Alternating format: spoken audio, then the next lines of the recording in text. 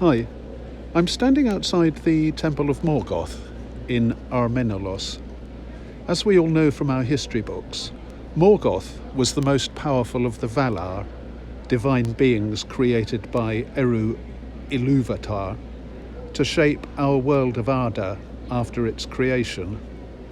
Unfortunately, Morgoth turned to evil, seeking dominion over all things, and eventually he was defeated by being cast out into the timeless void. Handy things, those timeless voids, actually. I use a small one from Curry's to keep my eggs fresh. Anyway, the temple, of course, was built much later than that battle. It's part of our state religion, and it's a wondrous and yet terrible structure. Its blank stone walls rise 500 feet high and are heavily fortified, no less than 55 feet thick at the base. Its great dome was once silver, but it turned black long ago, stained by fire and the smoke from the human sacrifices inside. There aren't any sacrifices right at the moment.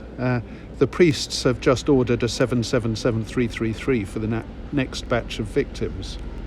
But if there were, the smoke would choke the interior just as the designers intended, to add to that aura of fear, despair and terror. And we'd see it billowing through the brazen doors.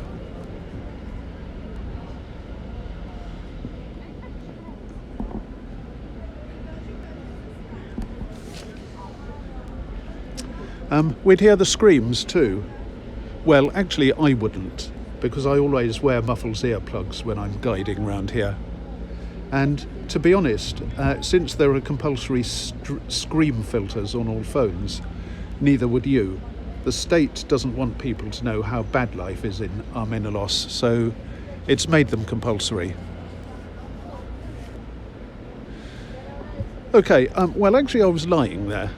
This isn't the Temple of Morgoth, it's the Radcliffe Camera, but it seems that it was probably Tolkien's inspiration for the Temple of Morgoth. And today I'm going to do a video about the houses that Tolkien lived in.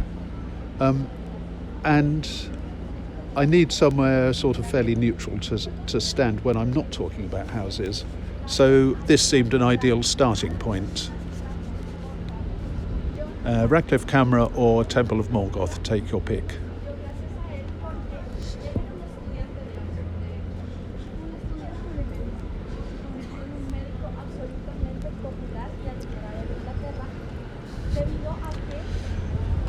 Somewhere that Tolkien definitely did like, and indeed love, was the Old Bodleian. And particularly, I think, Duke Humphrey's library up there, where some of the oldest manuscripts are to be found.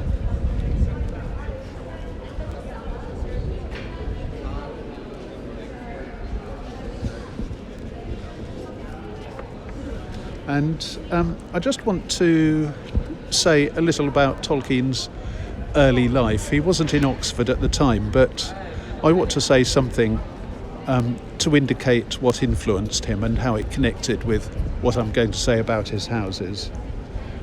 So he was born in Bloemfontein in 1892, in the middle of what is now South Africa.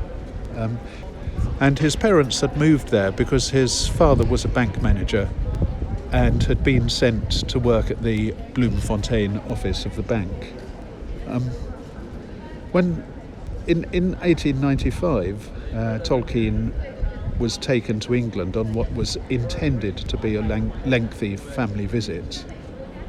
But his father died while in South Africa of rheumatic fever, and Tolkien's mother had to decide how to continue, and she took him to her parents in King's Heath in Birmingham. And then in 1896 the family moved to Sarole, spelt S-A-R-E, Hole, but I believe it's usually pronounced Sarol without the H, which was a Worcestershire village. And it's often said that Sarol inspired Middle-earth. Tolkien later wrote about it, this lovely paragraph. It was a kind of lost paradise. There was an old mill that really did grind corn with 2 millers, a great big pond with swans on it, a sand pit, a wonderful dell with flowers, a few old-fashioned village houses, and further away a stream with another mill. I always knew it would go, and it did. So that was Tolkien's memories of Sarol, and it must have inspired the green and peaceful county of the Shire.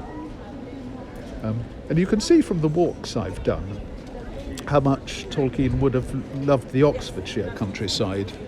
We could imagine an alternate universe in which, instead of moving to Sarol,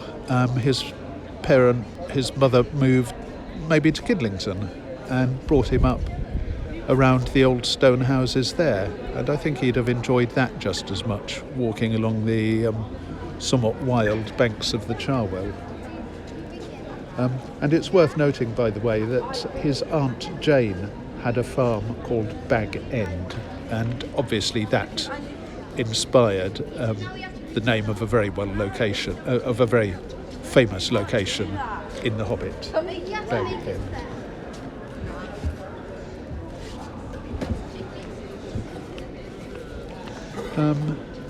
So that's his early life. There isn't much that's Oxford related about his schools or his schooling, but there is quite a lot that must have influenced his work later on. His mother taught him at home.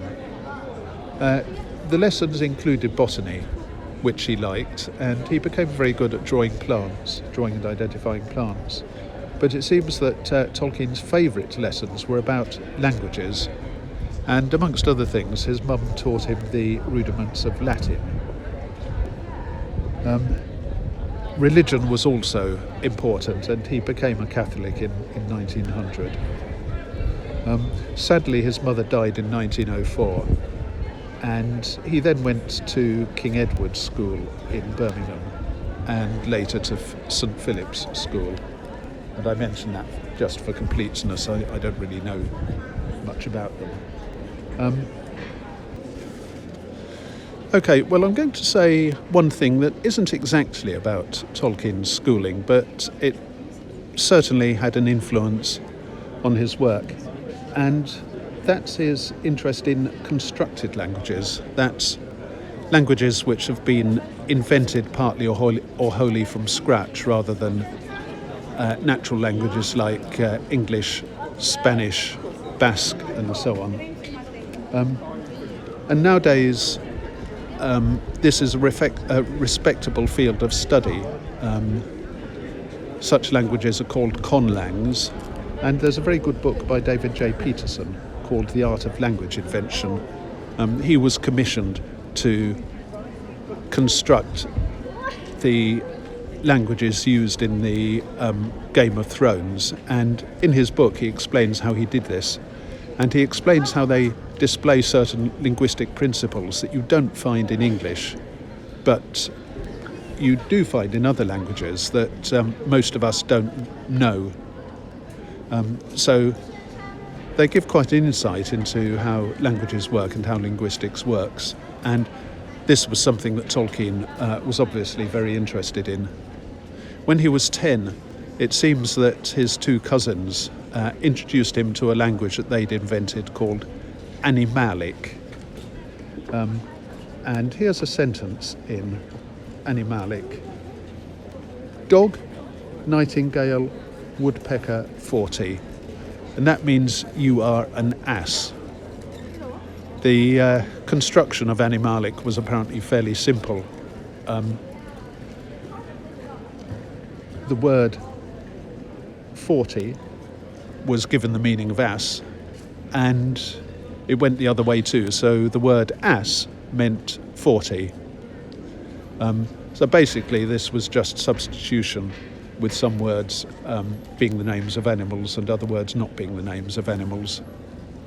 And then a little bit later, Tolkien and one of the cousins worked together on another artificial language.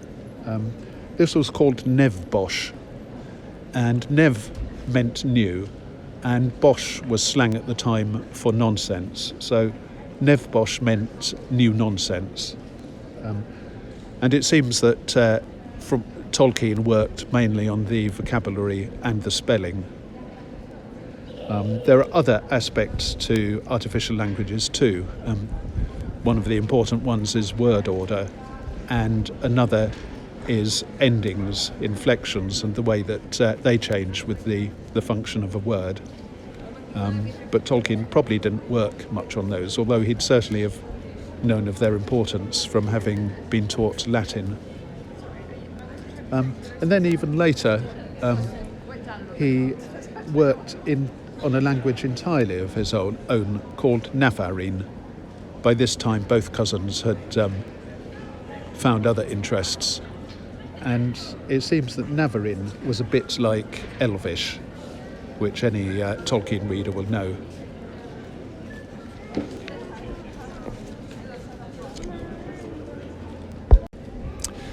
Okay, so that is Tolkien's early life and some of his interests and influences. And I have to say that I sympathise with the conlang one, the artificial languages, because that's something that I also experimented with. Well, eventually Tolkien came to Oxford and he became an undergraduate at one of the colleges, which I'm going to go to now.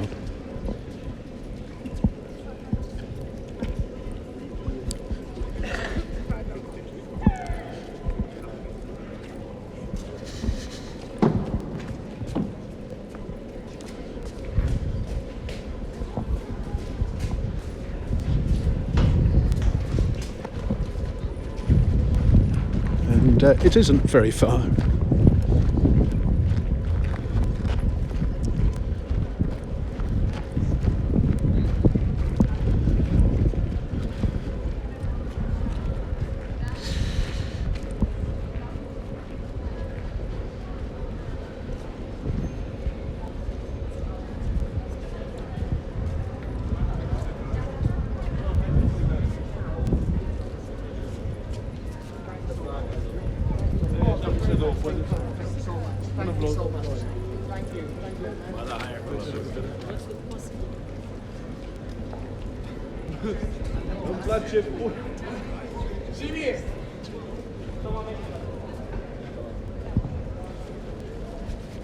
So rearrange the letters of the name directly below to reveal the surname.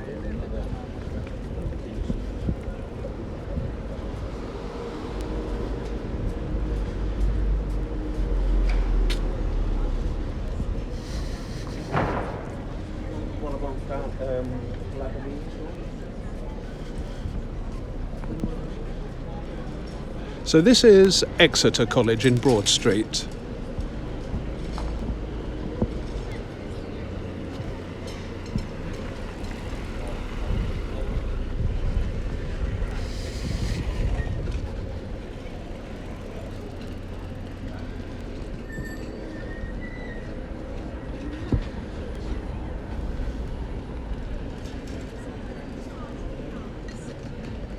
And I think most people think of Exeter from its friendlier aspect in Turl Street.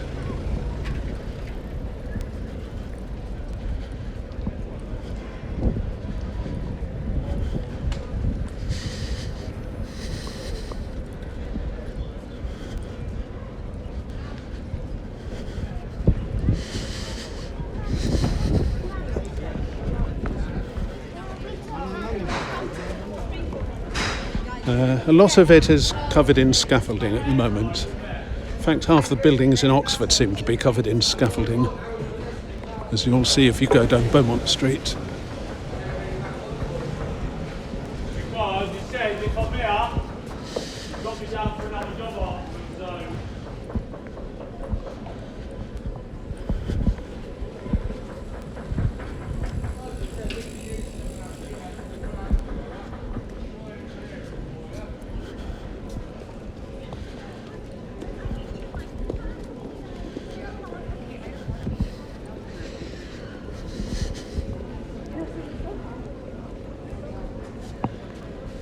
So that is the entrance to Exeter that is used as the main entrance for people. Cars and vans use the one round the side, I think. And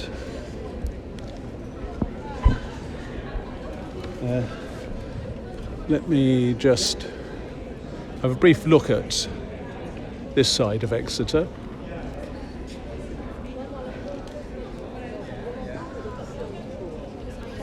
Not at all a bad place to be an undergraduate.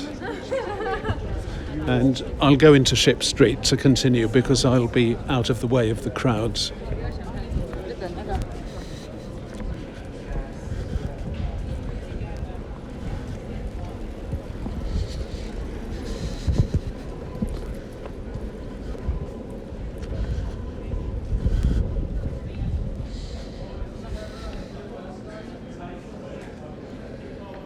So Tolkien started at Exeter in 1911 and continued till 1915.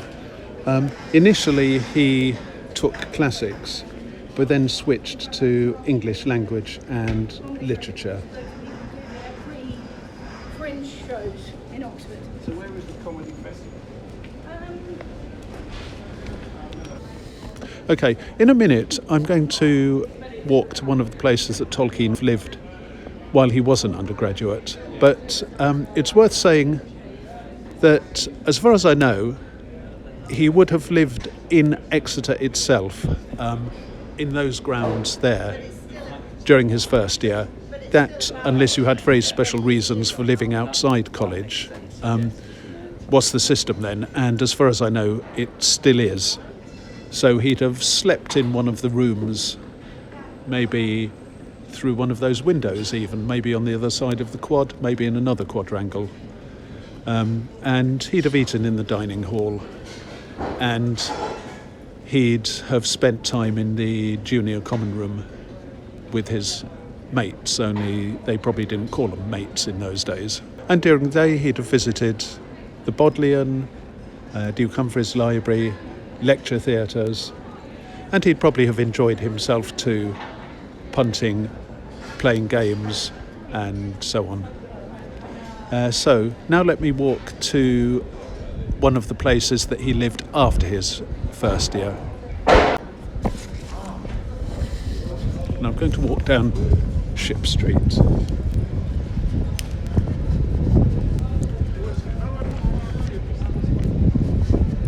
And I'm sure he would have followed this route, amongst others, when going between his lodgings and Exeter.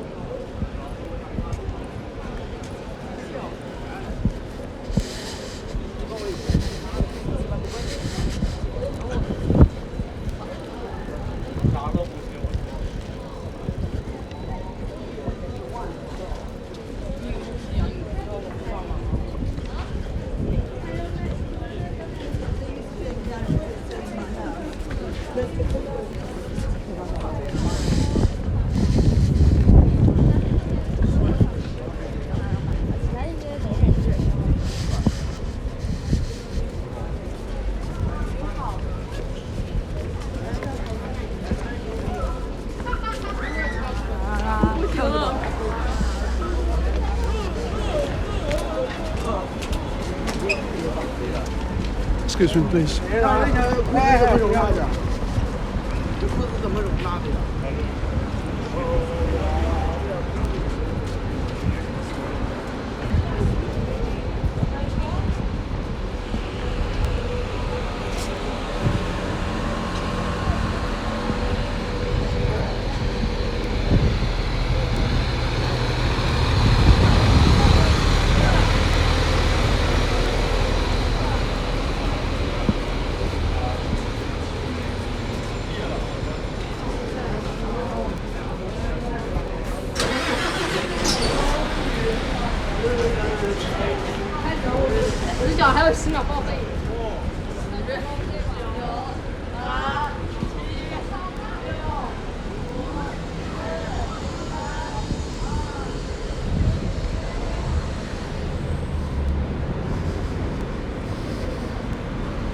So now I'm on Beaumont Street and I'm about to turn into St John's Street.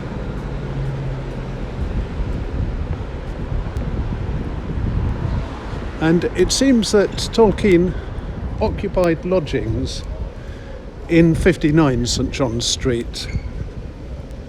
So let's find number 59.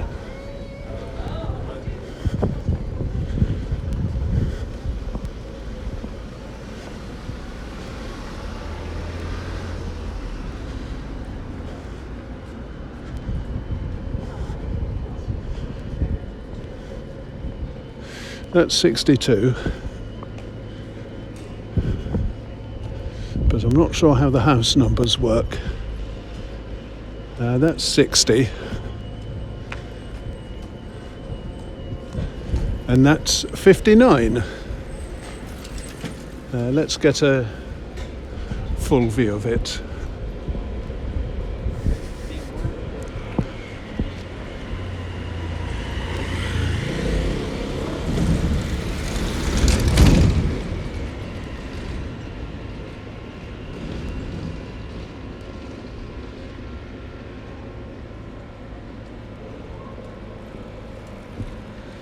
So that probably is number 59, and I say probably for reasons that will become evident when I look at one of the later buildings, because it may be that the house number has changed. I've not heard that it has. I've not found anything saying that it has, but it could have done.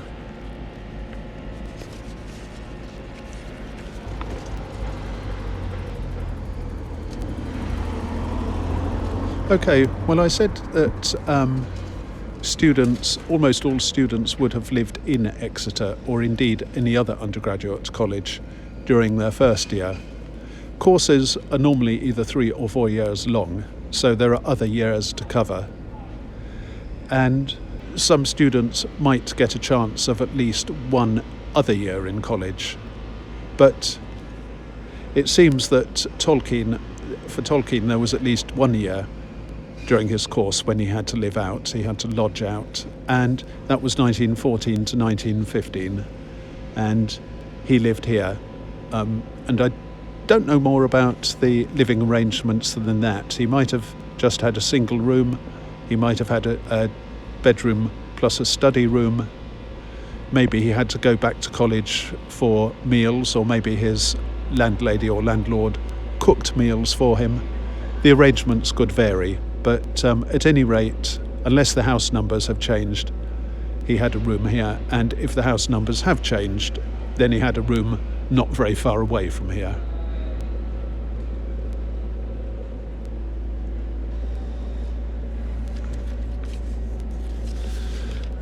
Well, let's go on now to the war, because this was a big interruption to Tolkien's life, and it influences his work, the darkness that he would have absorbed.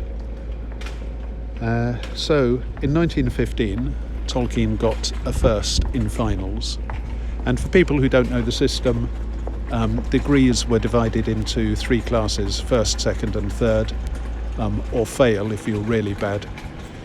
Firsts were divided into upper and lower, and even a lower first would be good by normal standards, though I suspect Tolkien got an upper first. So he gets a first in finals. And then, that's in 1915, and then he's commissioned in the Lancashire Fusiliers. And in 1916, he goes to fight on the Somme. And in November, he comes back to the UK because he's got trench fever. And this is a horrible, horrible, distasteful subject. Fighting in the trenches was worse than you can imagine. If you imagine something probably about the depth of a grave, dug earth, which half the time is saturated with water and maybe so wet that you're even paddling around in an inch or more of water, and you're living in that, trying to avoid German fire, inadequate nutrition, very little sleep, nowhere comfortable to lay, stress, your mate's being killed. It's absolutely awful. I don't know what trench fever was. It might have been a single disease, it might have been amplified stress, it could have been anything. But at any rate, Tolkien got it, and he went back to the UK, which I suspect was the best thing that could have happened to him. And in 1917, he convalesced, and he seems to have spent a lot of time in hospital. And his first son, John, was born. And he had 4 children: John, Michael, Christopher, and Priscilla. And then in 1918, Tolkien was now a full lieutenant, and he was well enough to continue his war service. After the armistice, after the war ended in November, he returned to Oxford, and he got a job with the Oxford English Dictionary. And of course he had to live somewhere.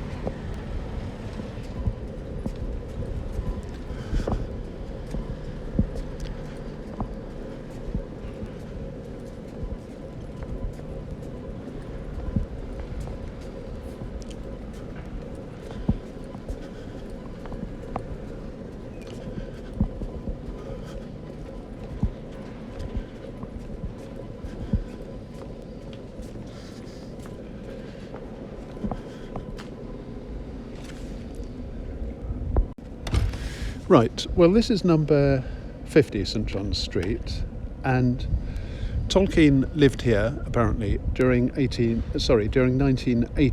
to 1919, starting after the armistice in November 1918.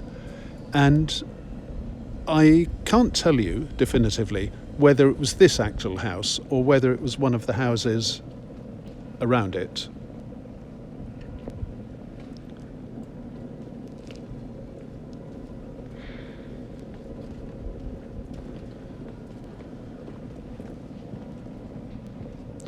The Oxford Mail has an article, I think from 2003, which says that Tolkien lived at number 50, but number 50 was gutted and completely rebuilt. One of the Tolkien sites says that Tolkien lived at number 50, but it isn't the current number 50, because the house number's changed, and the current number 50 is a few houses down the street.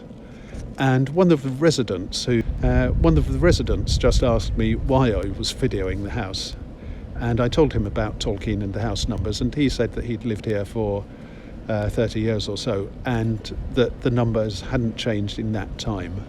So I don't know whether this is Tolkien's number 50 or not, but in any case, he lived here during his first year of coming back after the war.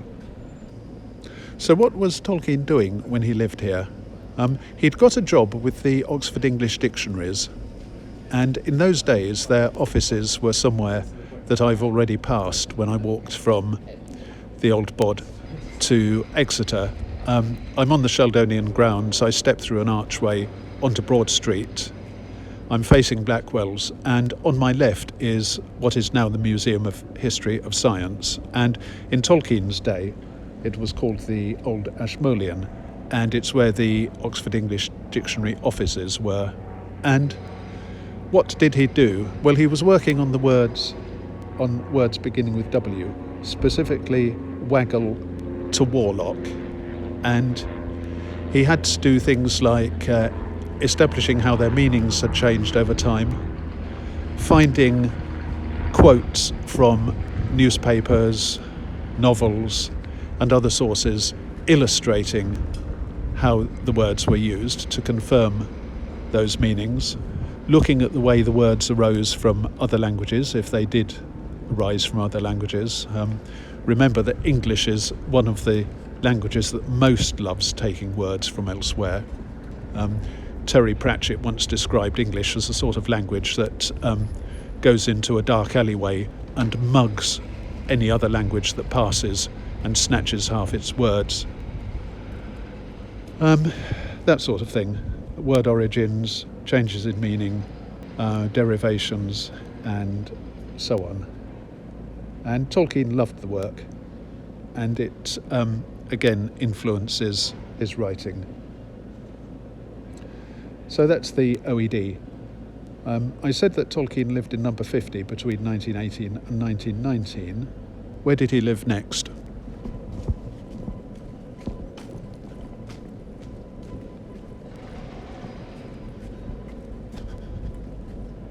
And this is not at all very far for me to go, because it seems that he lived in Pusey Street, which is just round the corner.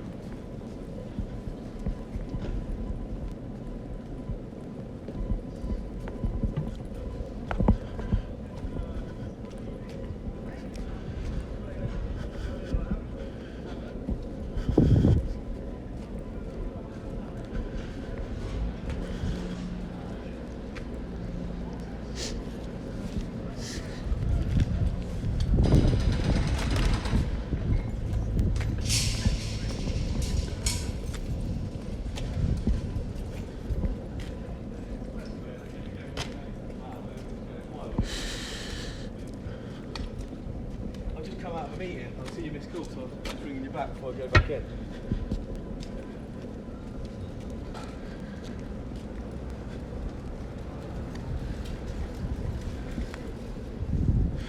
And I haven't been able to find out exactly where he lived here.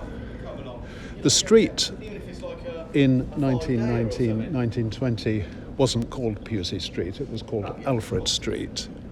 But it was certainly this street. And it said that he lived in a flat where Regent's Park College now is. And this is Regent's Park College. I've featured it in 2 videos.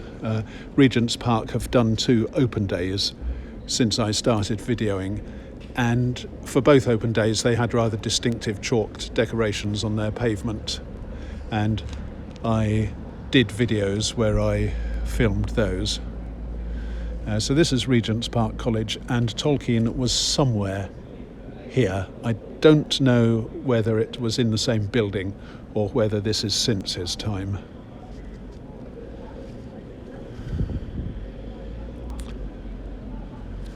And he was still working on the dictionaries. Well, he wasn't here for the whole of 1920 because he got a job in Leeds University as so-called reader in English language, which just means that he had to write research papers and he had to give tutorials and teach. Typical academic, in other words. His son Michael was born in 1920, apparently, and his wife Edith and his children moved to Leeds in 1921. And then in 1926,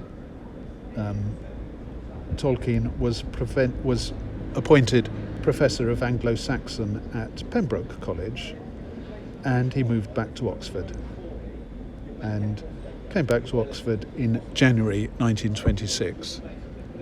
So where did Tolkien go next? Well, it's quite some distance north.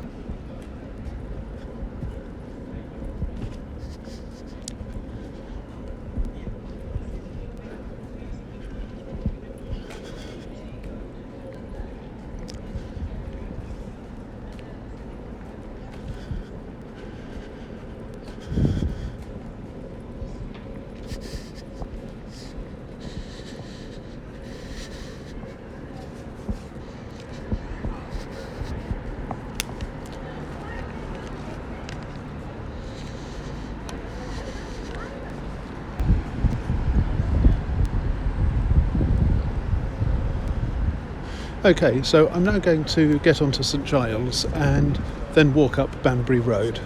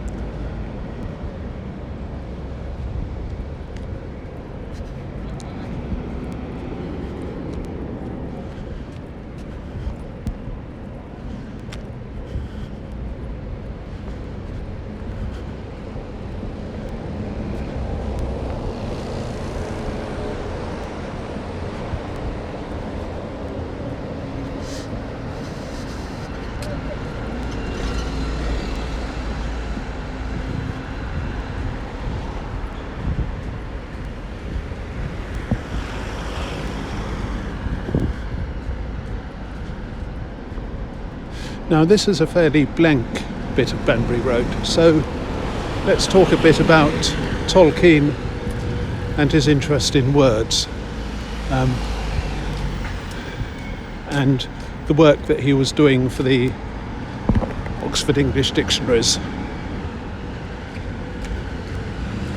When he was looking at, say, the word waggle, he wouldn't just have been looking at it how it was used in 1918 or 1919.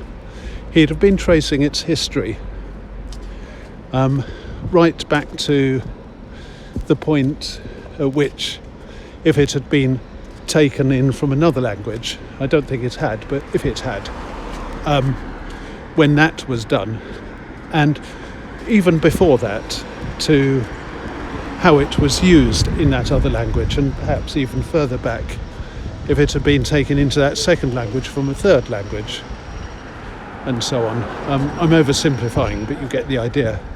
So you can see the word waggle as an enormously long thread extending back from the present day to when people first uttered whatever its ultimate ancestor was, and every day almost it had slightly different meaning, slightly different usage, and of course people weren't using it in the same way on the same day or in the same year anyway. There was a cloud of meanings, and that cloud slowly drifted rather than just one meaning which slowly drifted. So the word waggle, or any other word, is an enormously complicated thread of meanings that changes and merges and splits. And there can be all sorts of misunderstandings for the unwary. For example, I remember reading a long time ago that the word king was once thought, I think maybe by Carlyle, to have come from the word can, as in to be able to, possibly via the German können or some such. So a king was one who can, one who is able to, and that was what's called a false etymology, because it's not actually where the word comes from, but it was an etymology that was believed by a lot of people for quite a time. And it's very easy. Words are a very popular subject, and you get newspaper articles about, say, the surprising origin of the word herring, or Did you know where the word Bicester really comes from? I'm picking those at random, and I'm not saying that anybody has actually abused the words Bicester or the words herring in that way, but they certainly have some other words. I said there are all sorts of traps for the unwary. One is similarity in form. The words sorrow and sorry feel as though they ought to be related because the meanings are in some way very close, but apparently that's another false connection. They have nothing to do with each other unless our knowledge has improved since I read that, and they are now thought to be related, but I don't think they are.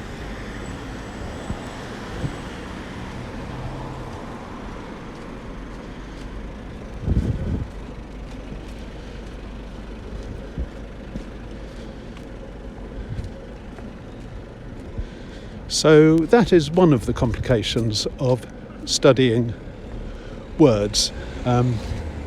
It's not an easy subject, but it's fascinating. And it gives you better knowledge of that incredibly complicated thread of meanings and sounds that extends through time and merges and splits and changes.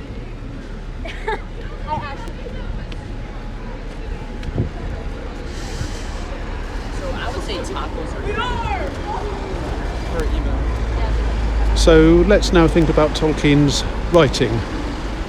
In his writing, he has all sorts of imagined creatures, entities, beings, some intelligent, some not. He has elves. He has orcs. He has the Valar, who I mentioned when I was spoofing the Temple of Morgoth. He has Morgoth. He has Sauron. He has eagles.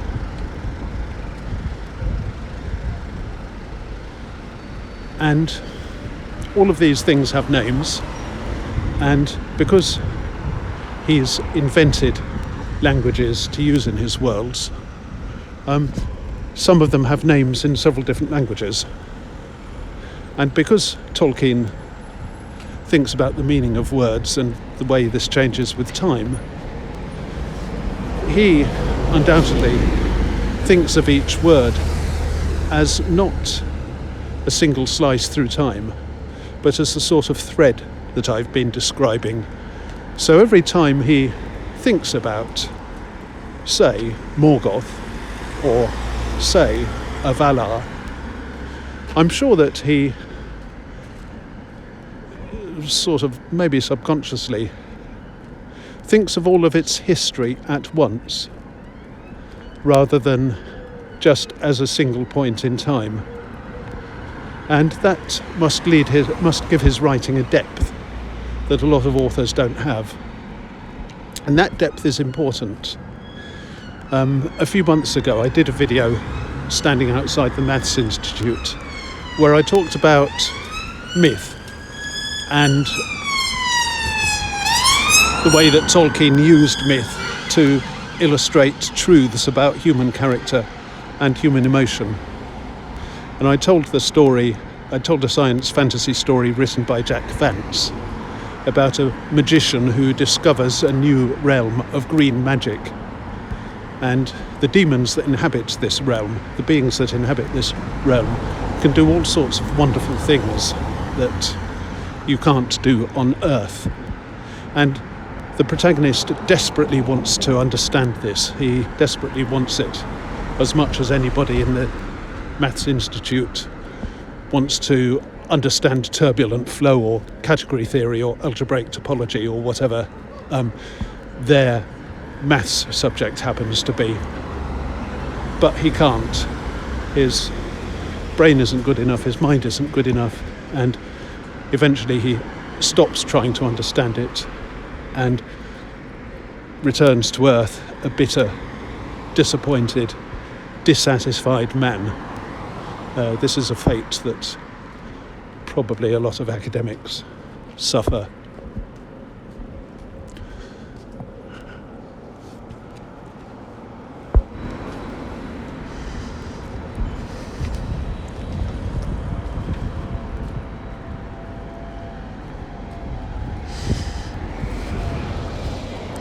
And in writing that story, Jack Vance had to invent a background. He had to invent the demons, he had to invent the sort of world they live in, he had to invent the type of magic they use, the rules the magic follows, the way the demons get to Earth if they want to visit it for some reason, the way that a magician can get from Earth to the demons' world, and so on and so on and so on. And I explained that this is called world building, and it's an essential part of science fiction and science fantasy writing. Authors of more mundane subjects have to do it too, but it requires a lot more invention if you're doing fantasy or science fiction, because you've got to invent so much that's new. So there's world building. Tolkien had to do world building too. And I'm sure his knowledge of language and the way that words have this continuous history gave his thoughts a depth that many authors wouldn't have. And that's why I think his work at the Oxford English Dictionaries was so important. Now I'm almost at Tolkien's next house, or indeed his next pair of houses.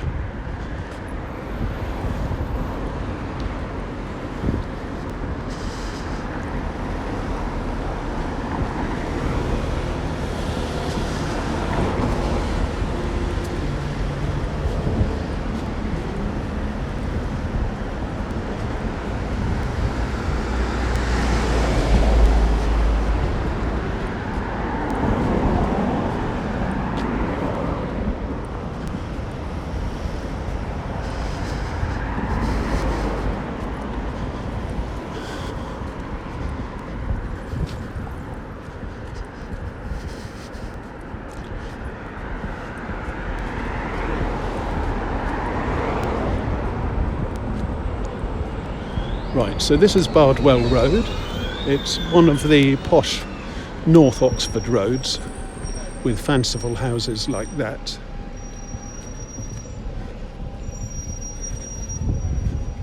And it's an area that I like to visit in the spring because it's full of cherry blossom.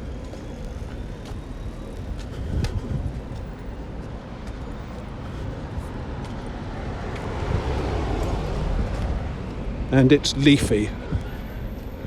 You can see how many trees it has.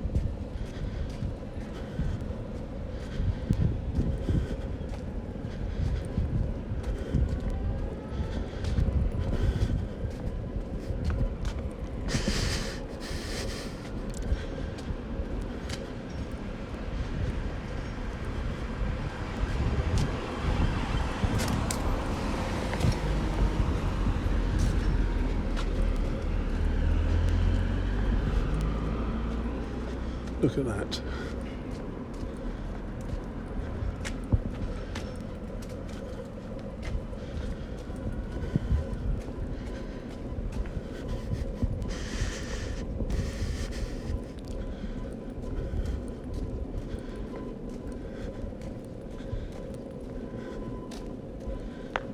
I mean, what do you want portholes for in a house?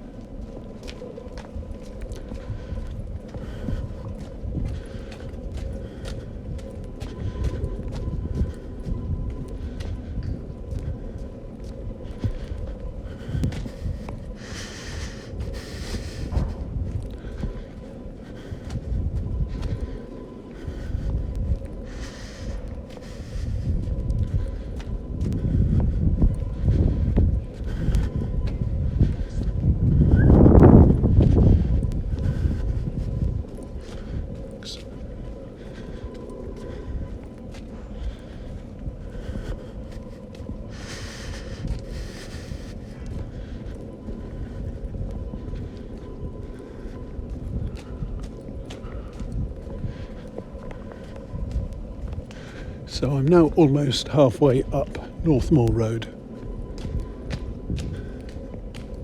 And that to me always looks as though it should be somewhere that Tolkien had lived, but he didn't.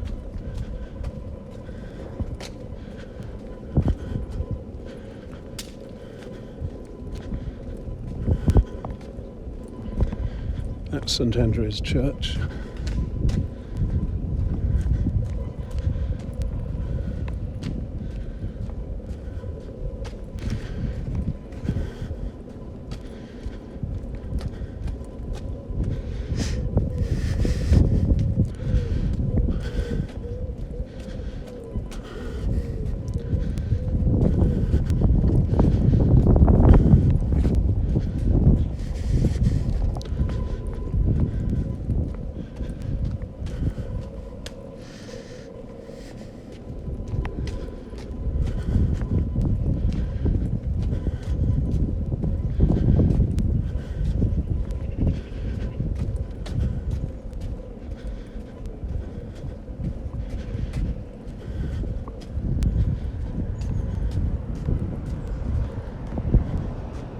This is a bit of a digression, Northmoor Place.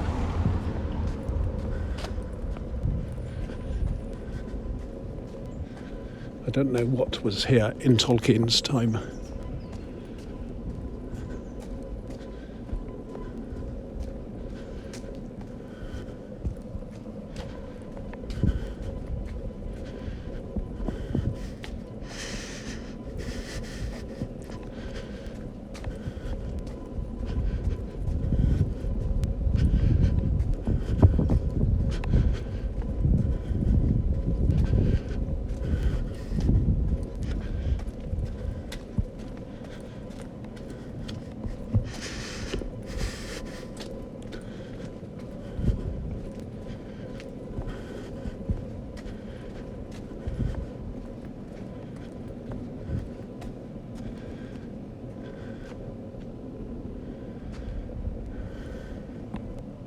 And now I come to the next pair of houses, and the first one is this one, number 22 Northmoor Road.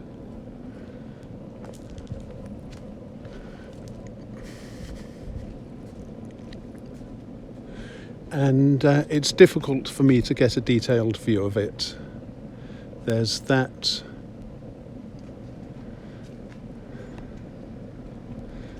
And there's that. And the main point that I'll ask you to appreciate is that it's quite a bit smaller than the house on the right. And that is number 20 Northmoor Road.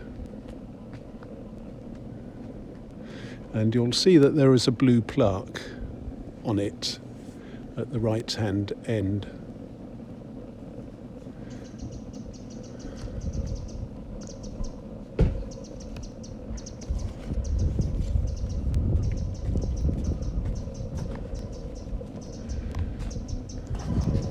Well, I said that Tolkien went to Leeds between 1920 and 1926, and then he came back to Oxford, and he lived in 22 Northmoor Road between 1926 and 1930. His daughter Priscilla was born in 1929. That's one important happening. And another was that he became friends with C.S. Lewis. And they both had very deep religious discussions with each other. And they influenced each other's writing, and they influenced each other's religion. And then in January 1930, Tolkien moved to number 20.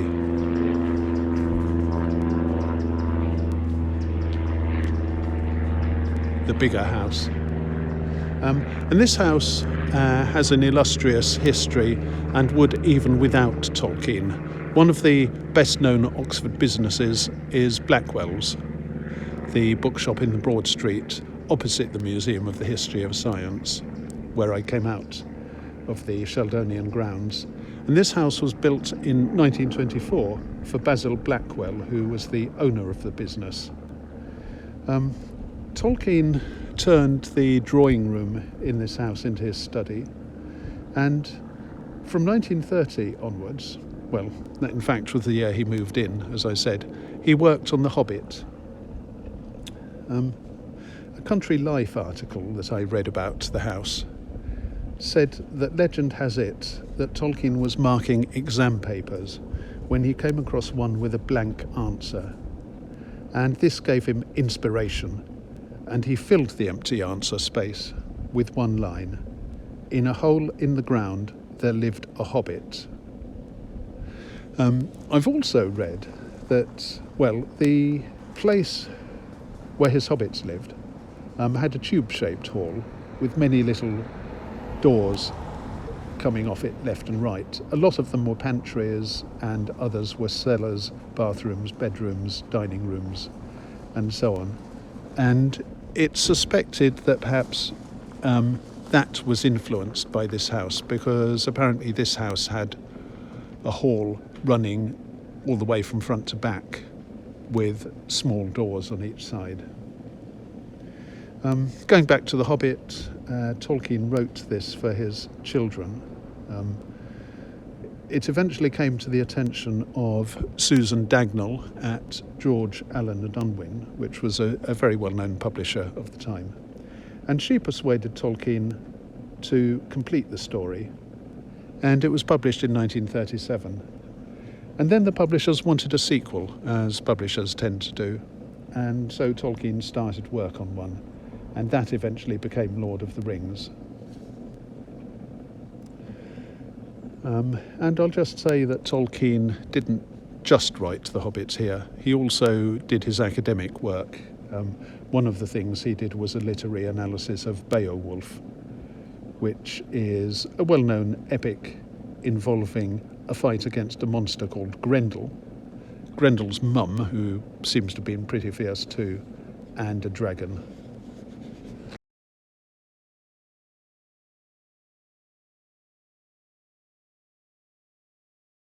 Okay, well, Tolkien was here from 1930 to 1947, and then he moved again. So I'm going to move again.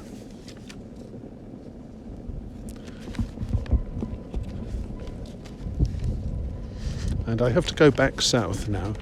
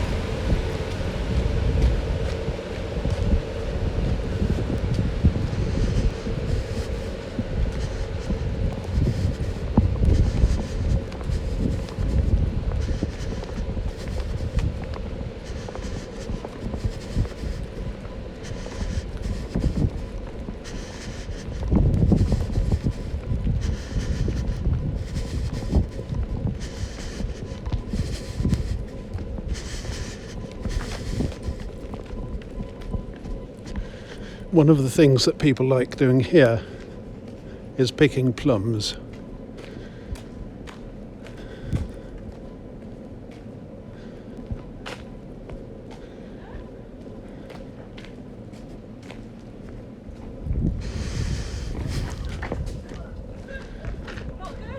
Try this one. Try this one. I think they're a bit sour, aren't they?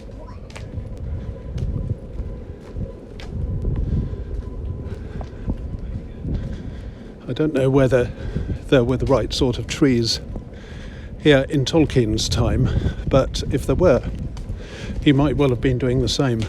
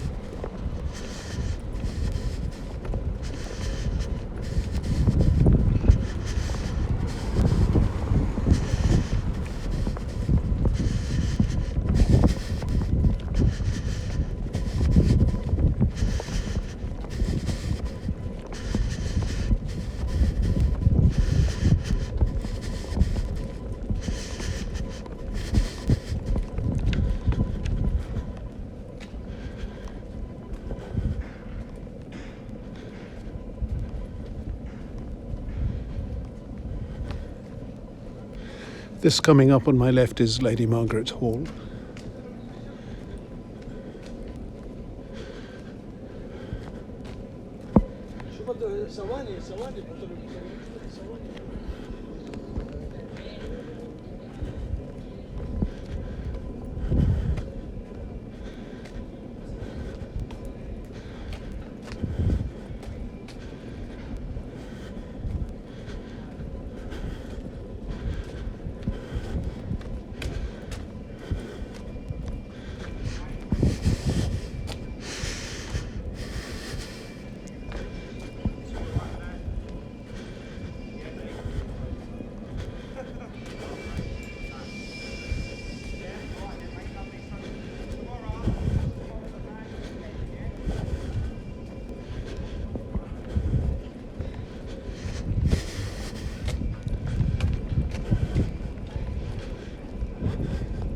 That's the main bit, the main entrance to Lady Margaret Hall. And I'm now going to enter the University Parks.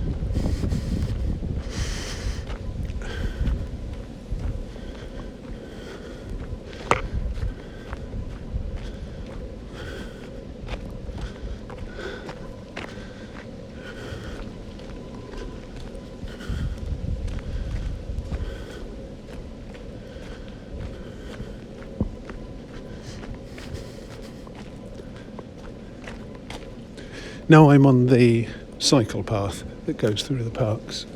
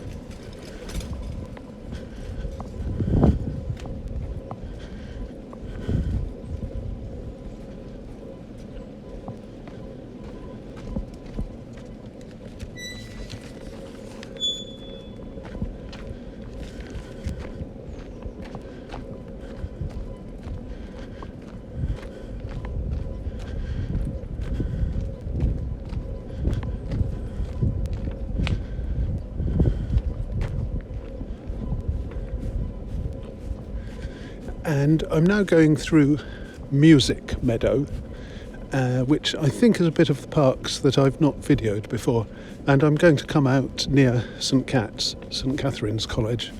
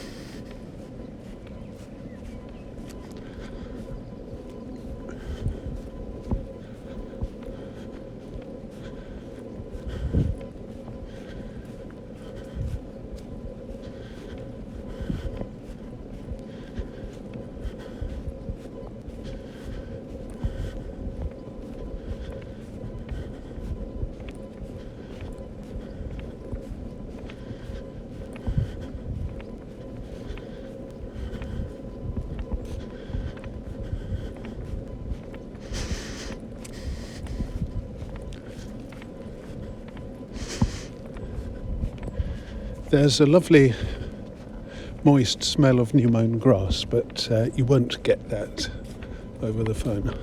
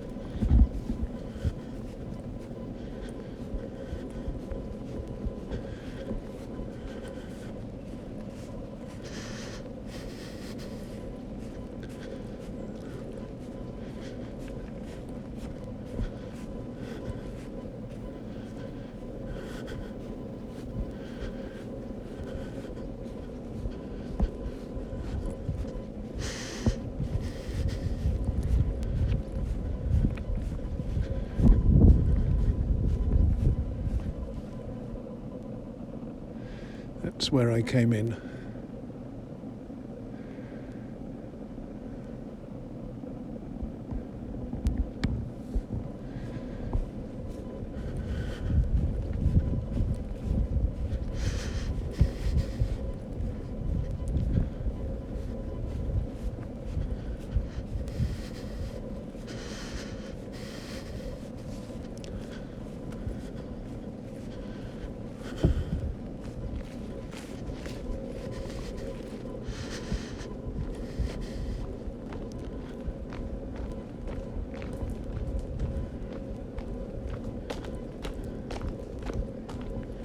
And this is St Cat's.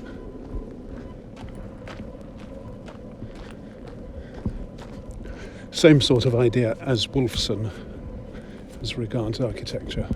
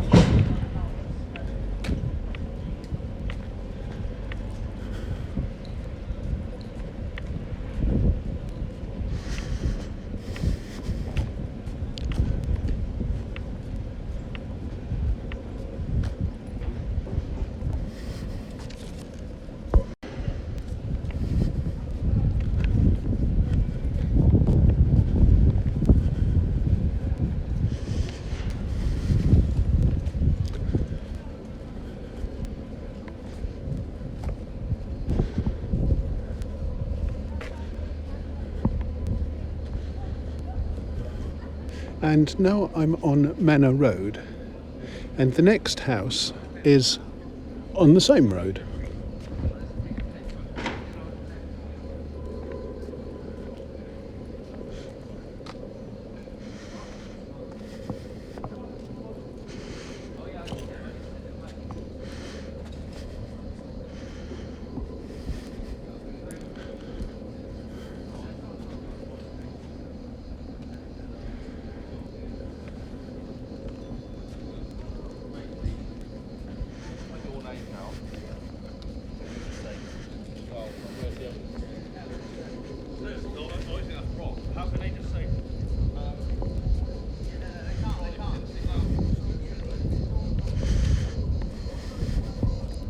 That's number 4. That's number 5.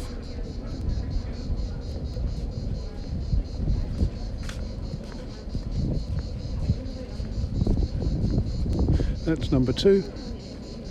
And the house with the red door on the left is number 3, which is what I want.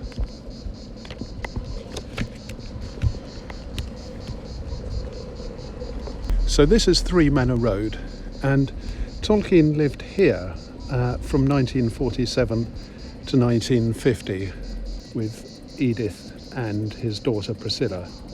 And he described this as a tiny terraced house in one of his letters, and that seems a pretty fair description.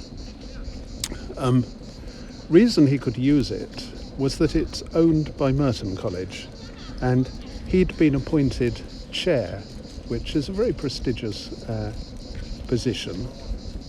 He'd been appointed to the Merton College Chair of English Language and Literature in 1945, and that meant that Merton would give him just about anything they could, and that includes a nice place to live.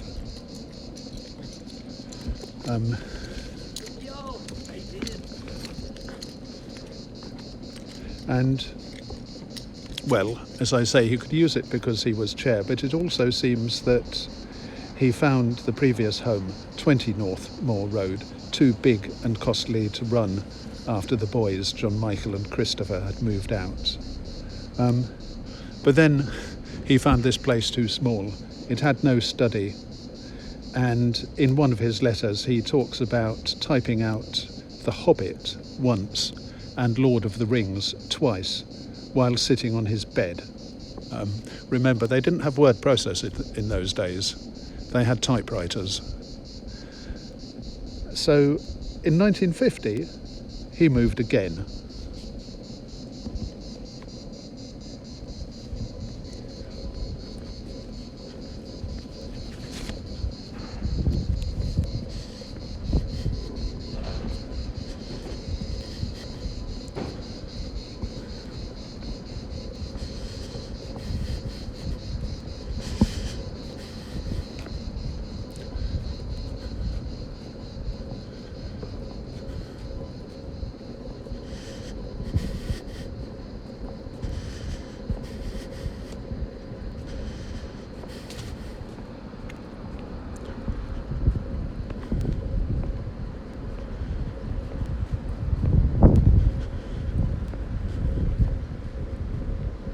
That's Holywell Manor.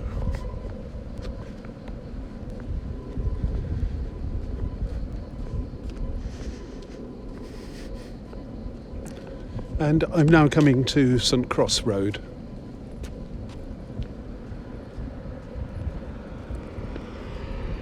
And this will bring me to Holywell Street.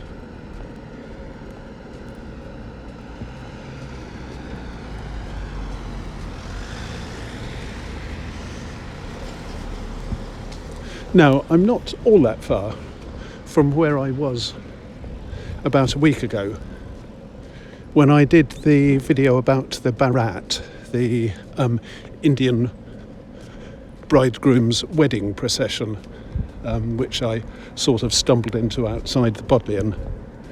And I joined the parade, and the parade went under the Bridge of Sighs and as far as the back of New College, in New College Lane. So in distance, I'm not that far from that, though I'd have to walk through New College to get there, and I don't think they'd like that. They used to, once upon a time. Both entrances were open all the time, and you could walk through without anybody fussing.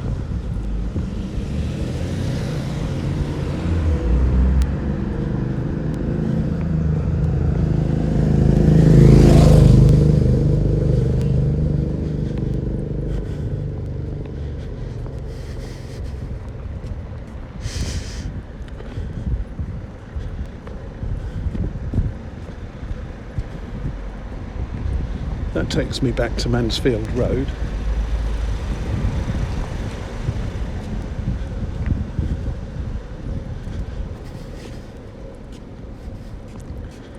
And here's Holywell Street.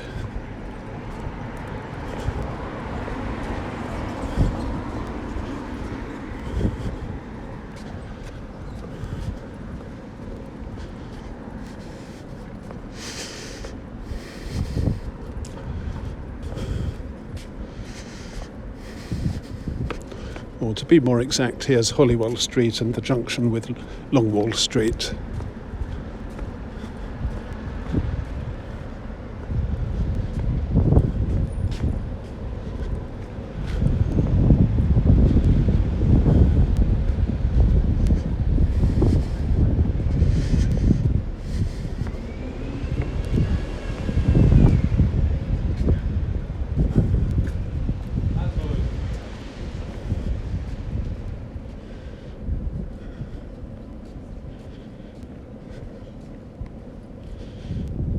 Right, that's 96, that's 97,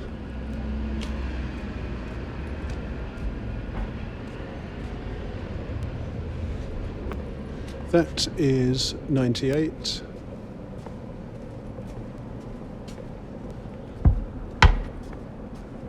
So this is 99.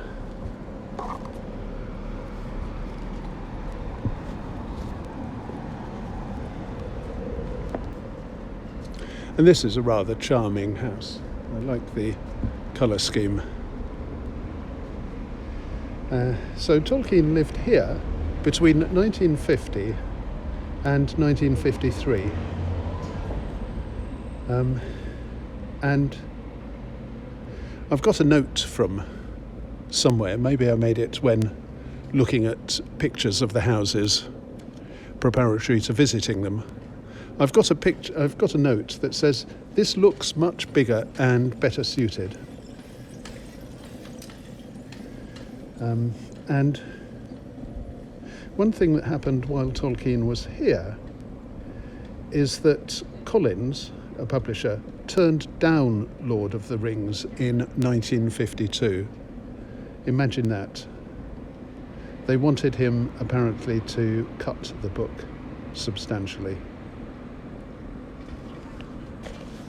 So anyway, Tolkien was here from 1950 to 1953.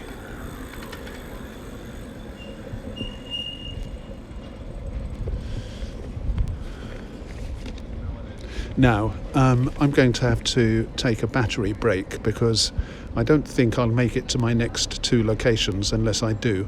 So I'm going to have to go and recharge, which is a real pain. Okay, so I've recharged my battery and here I am outside Tolkien's Holywell Street house again. And it is rather lovely, isn't it?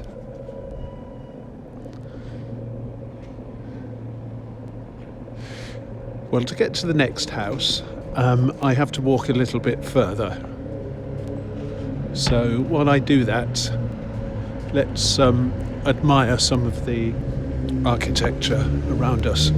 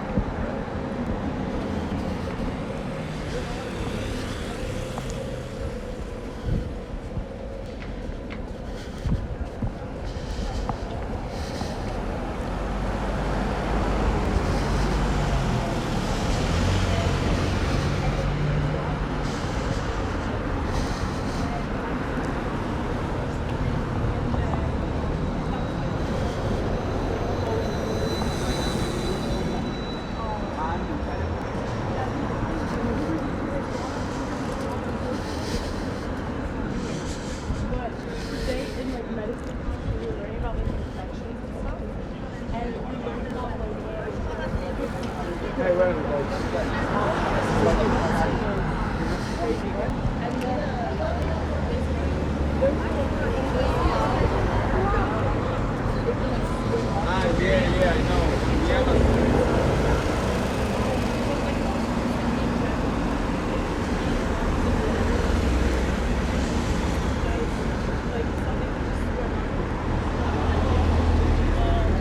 that like really scared me. So I'm scared that like I don't know. As ever, people punting.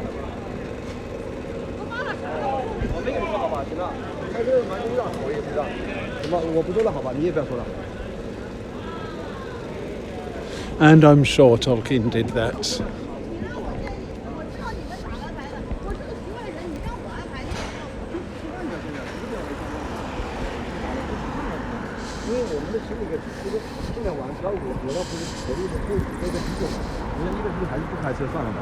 就这个问题嘛，要是我不喝酒，好像就无所谓了，是吧？车子开着往那边停嘛。你这安排的实在是受不了，不就是喝酒，又是吃饭，还不在一个地方。你让咋的？那你为啥那个喝酒还咋吃饭呢？一样嘛，就不管。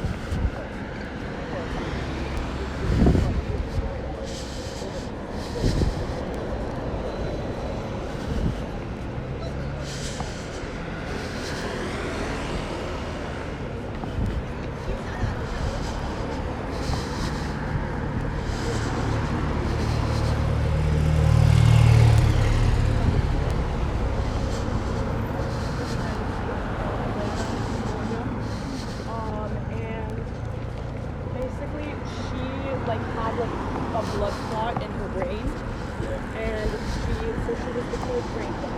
Her body was like she had her on a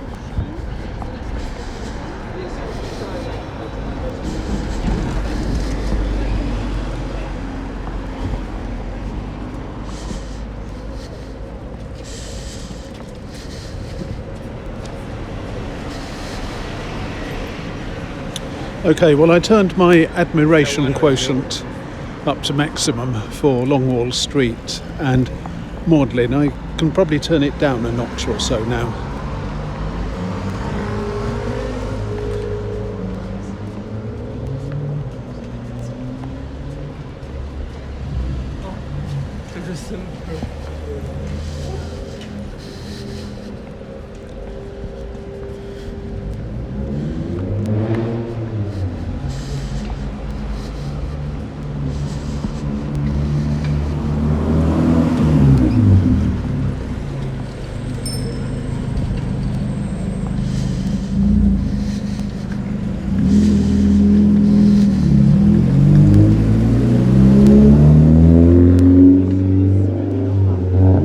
Really good.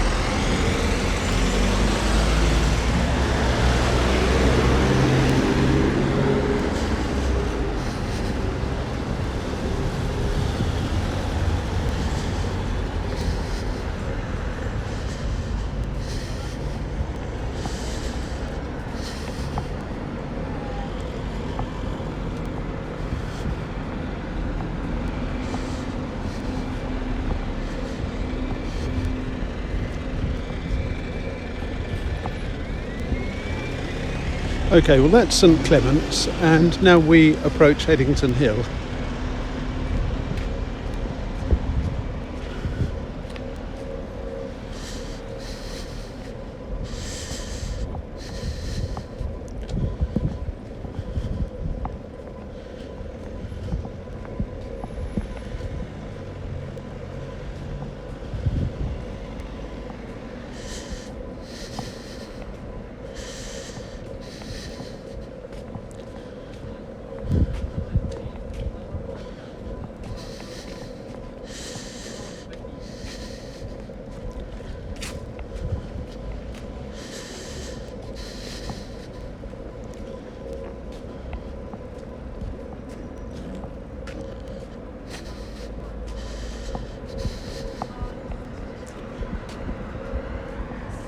Now, I was thinking what way to go up here, and I think I'm going to cut onto Cuckoo Lane West, as they call it, though I think technically speaking it shouldn't be called Cuckoo Lane until you get to Pullens Lane, which is at the other end of Headington Hill Park, because that path would have been there in Tolkien's time, and I'm sure he enjoyed walking along it to Headington.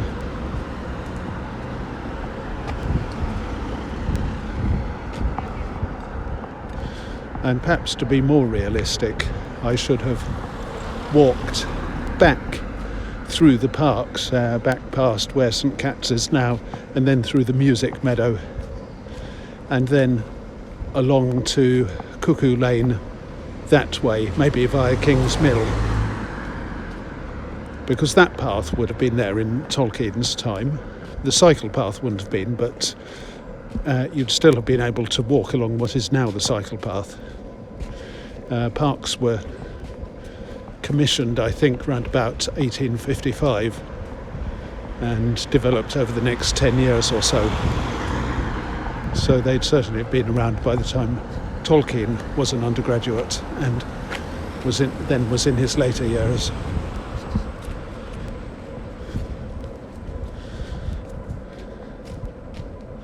And I think I'm right in saying that Tolkien rejected a lot of modern machinery and didn't drive. He didn't want to own a car. Check me on that one, because I may have mixed him up with C.S. Lewis. But I sympathise with that too, because I've never wanted to drive a car, and I think it's one of the environmentally responsible things I can do without making things too difficult for myself.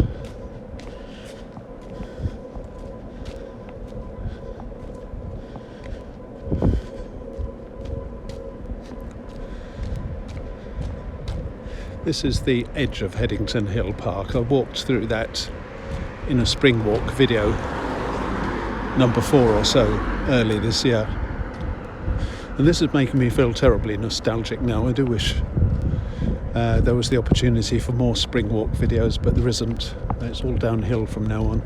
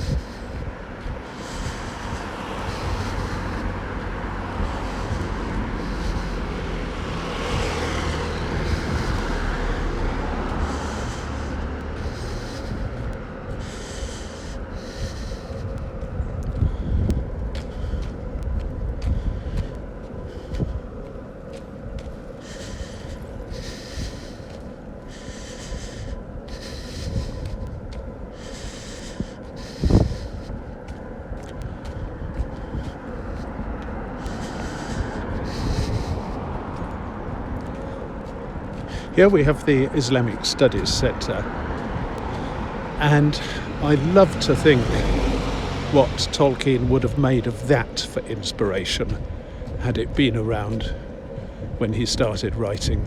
I wish he'd seen it.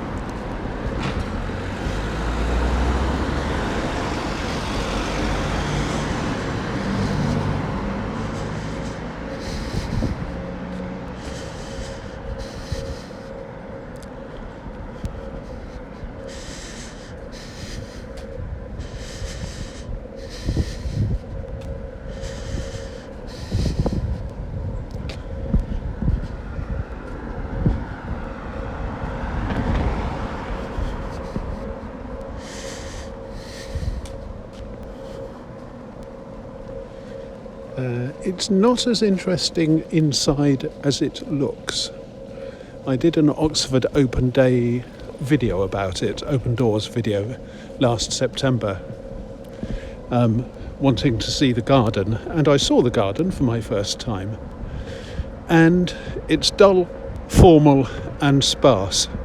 Not many plants, not many interesting plants. No comfort about the way they're arranged, and well, it is not a place I'd want to relax in.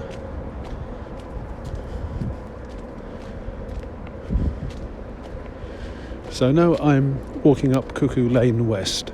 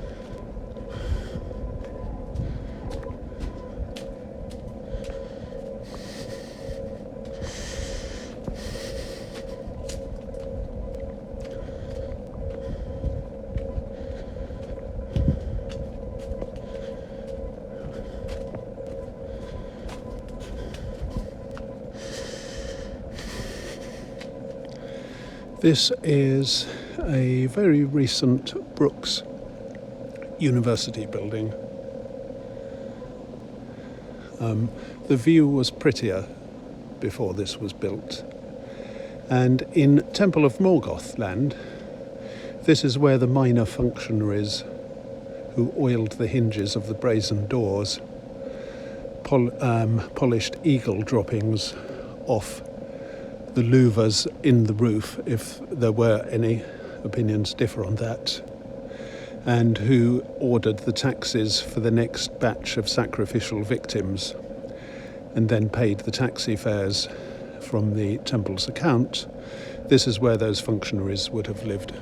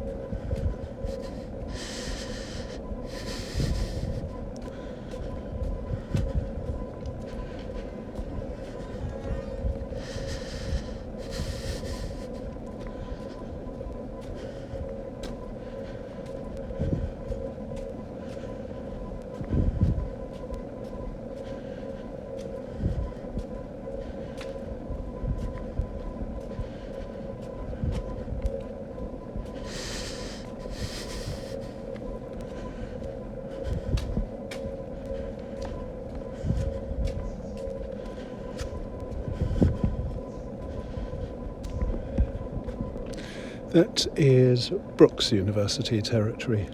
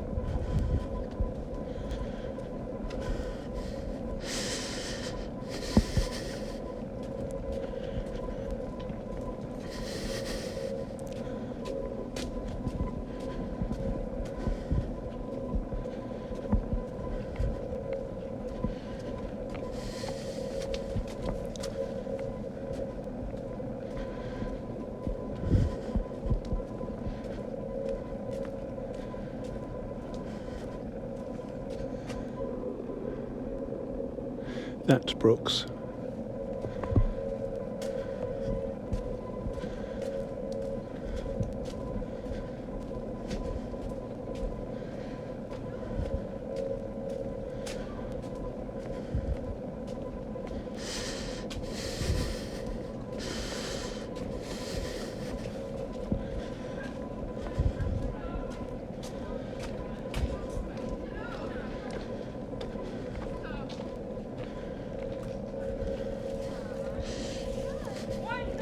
And this is Pullens Lane down to Headington Hill, main road. That goes up to Jack Straw's Lane. There's a sign for Pullens Lane there. And this is Cuckoo Lane proper. A footpath that is probably over 1,000 years old.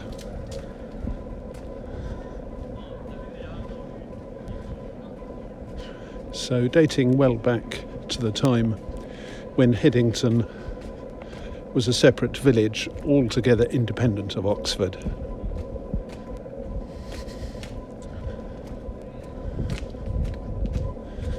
And I do like Cuckoo Lane.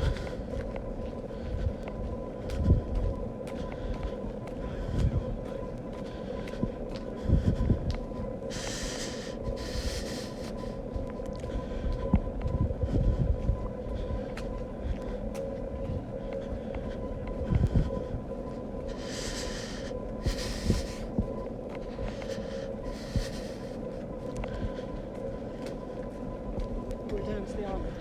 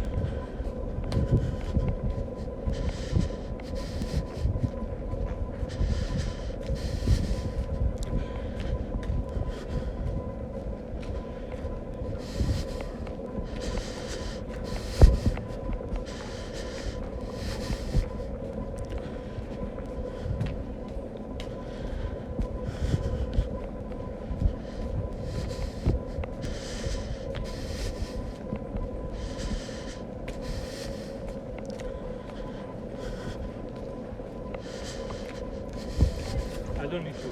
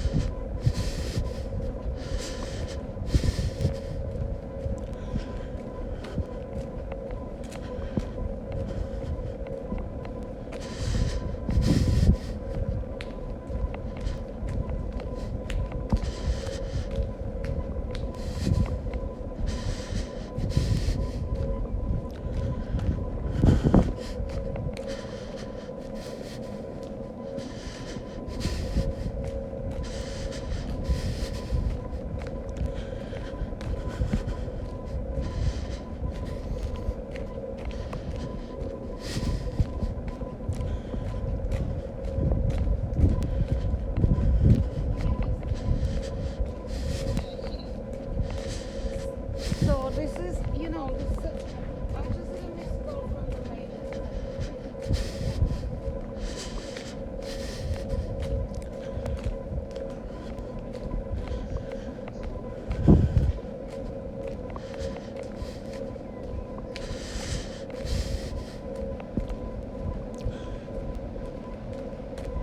Now, I'm in territory that will be familiar to people who've watched my other videos. I've walked along Cuckoo Lane in some, and I've also videoed Staunton Road and Sandfield Road, which we're coming up to for a viewer.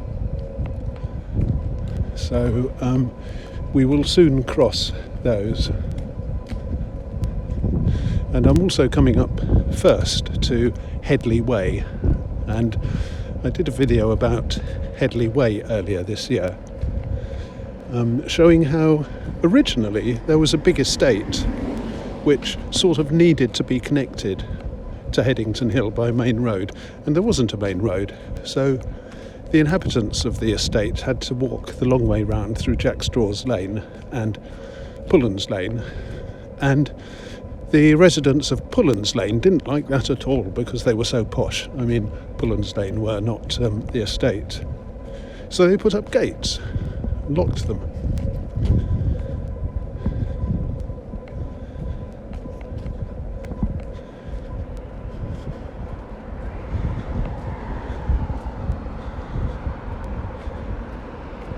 But eventually Headley Way was built, and here it is.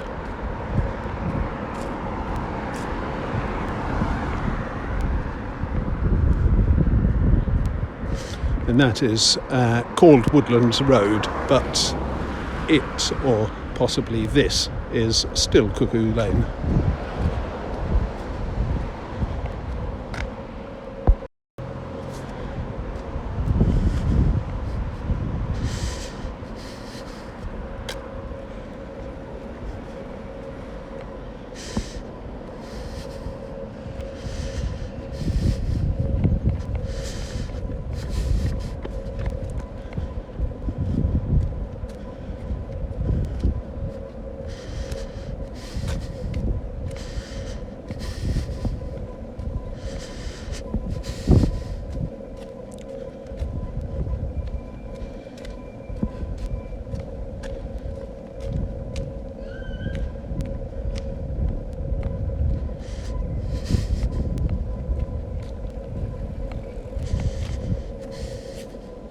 That is Staunton Road, and what I want is not Staunton Road but Sandfield Road, because Tolkien's next house is there. It's at the other end actually, so I've got a bit of a walk still ahead of me on the left.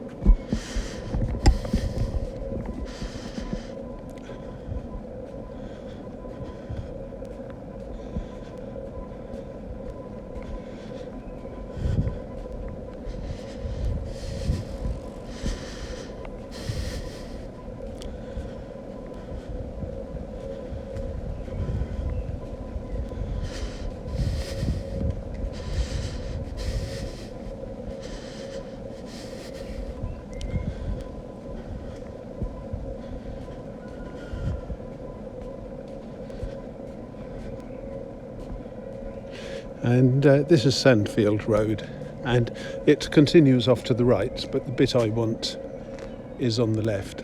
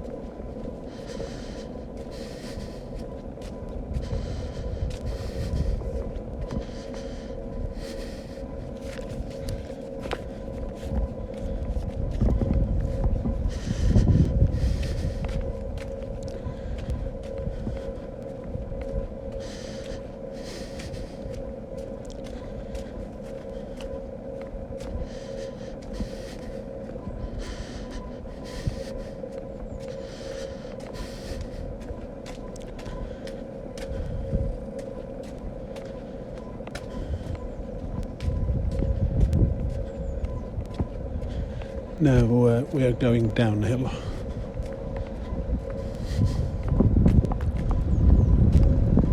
That goes through to the car park of the John Radcliffe.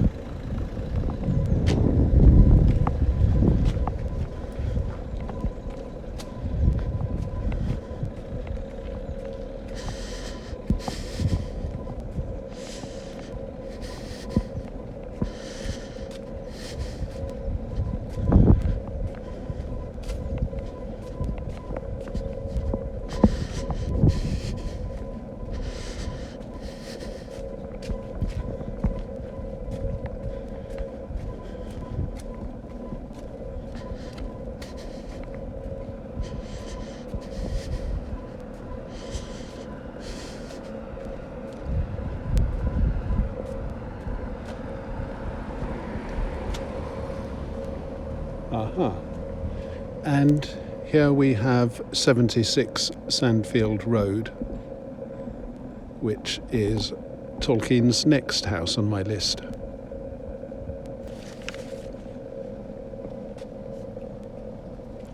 Okay, so as I said before I walked up here, Tolkien lived in 59 Holywell Street from 1950 to 1953. And then he moved to Sandfield Road, 1953 to 1968. And while he was here, he published The Fellowship of the Ring in 1954, and The Two Towers, also in 1954, and The Return of the King, 1955. And then, just about every Tolkien site makes the point that he left Oxford to escape his fans. He fled, as one site put it, to Poole near Bournemouth. Well, there are various things he might have fled. One Reddit thread, Reddit as a social media system, says that Tolkien complained about the space outside his house being used for parking by fans of Oxford United. They had used the Manor Ground, which is over to my left, not very far from here or the main road, from 1925 to 2001. So they were certainly around when Tolkien was. After that, they moved to the Kassam Stadium, largely because of the Hillsborough business in 1989 and a subsequent report which recommended all-seater grounds. But when Tolkien was around, they were, and crowds were big enough that I can certainly believe them taking up all the parking spaces. But Tolkien had trouble with his own fans as well, and one reason I think must have been pop music. Looking up a few songs, I find such things as Led Zeppelin writing The Misty Mountain Hop about the Hobbit, or singing The Ring Wraith Rides in Black in the Battle of Evermore. And possibly another thing was that Lord of the Rings got published in America, and I think this was some sort of illicit publication. It wasn't properly respecting the copyright laws. I'm not sure of the details, but accounts of that say that it sparked a sort of love for cute and cuddly things, and for mellow freedom, mellow countryside like that of the Shire. Maybe American countryside is less like the Shire than English countryside, but I have the impression that the Americans found more to rave about and to latch onto in Lord of the Rings than the English did. And perhaps somebody can comment on that. So, according to Wikipedia, Tolkien wrote a letter to Michael, his son, where he says that he had to have his phone number removed from the phone directory. In those days, there were no mobile phones, so phone numbers were printed in paper books, had to have his phone number removed from the phone directory because of calls by such fans, and they'd even turn up at his door. So anyway, he escaped and he went to Bournemouth. And I'm not going to walk to Bournemouth, but I'm just going to show you something on the house.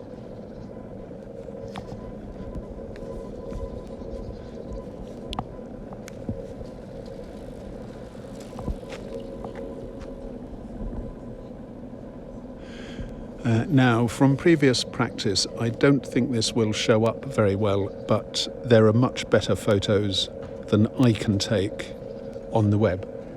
So look it up.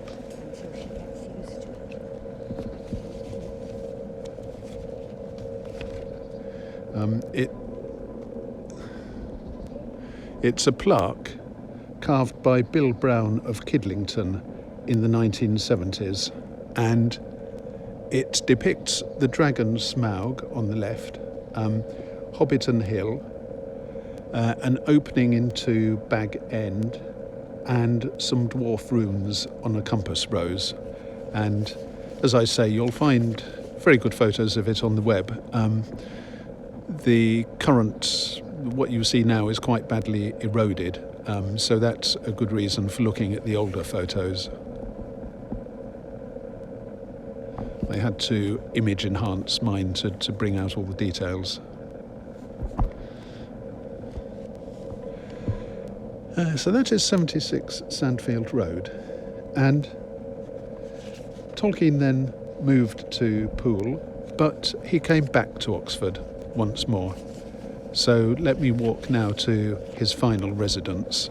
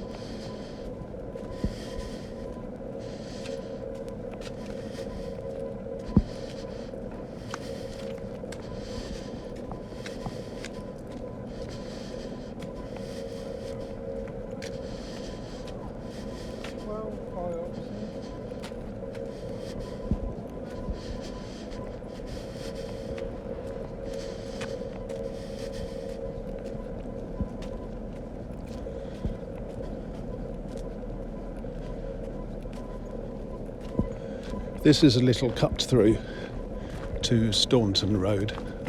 Both roads were built at around the same time in the early 30s.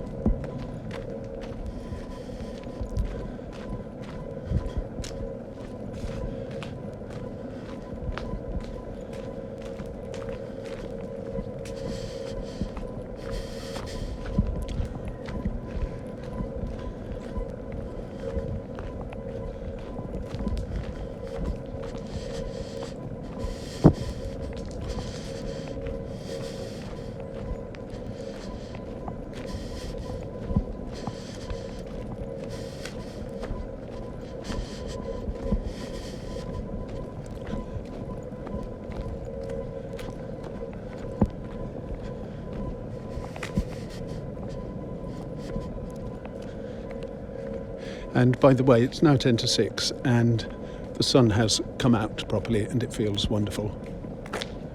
It's been gloomy-ish for most of the day.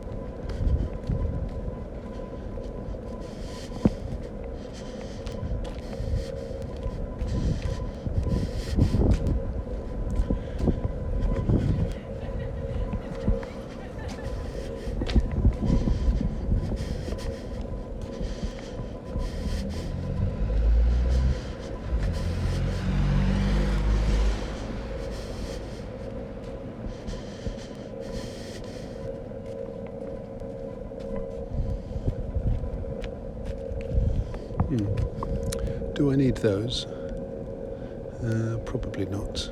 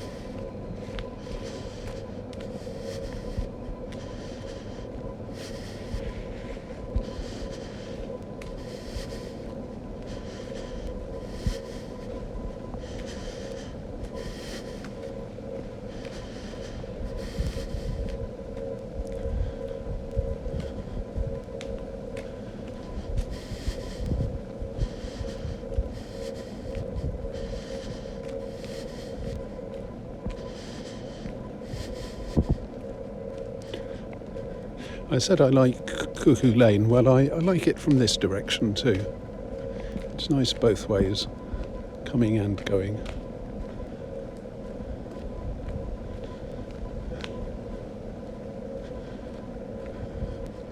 Just the right place to sit and have a bottle of, say, Fuller's ESB, extra special brew, or some such, though unfortunately I don't have any with me.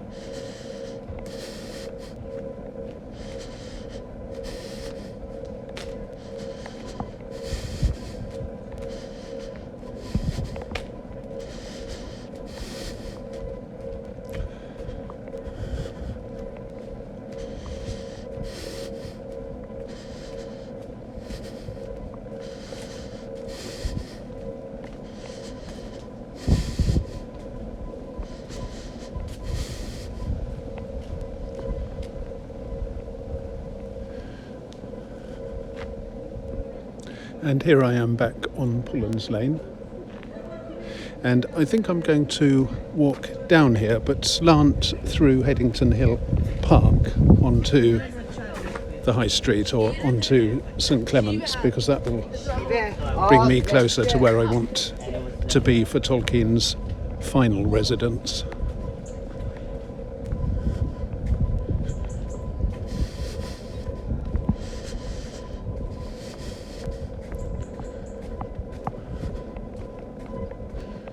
And it will also avoid me the sight of the Brookes University Morgoth complex.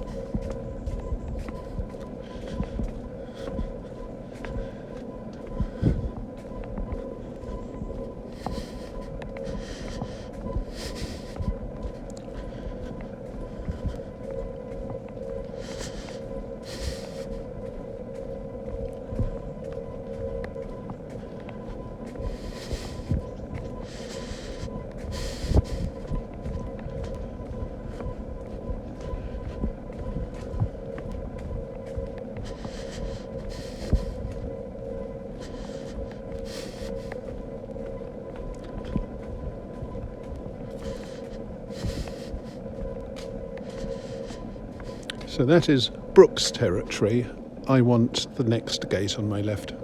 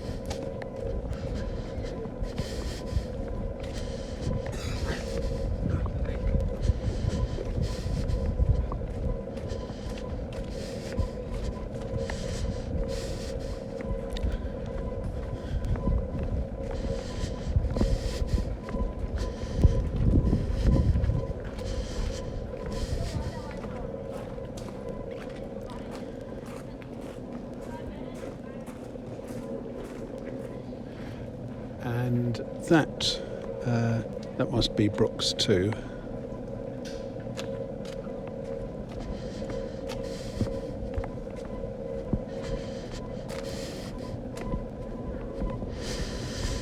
That's Brookes Morgoth, and this is Headington Hill Park.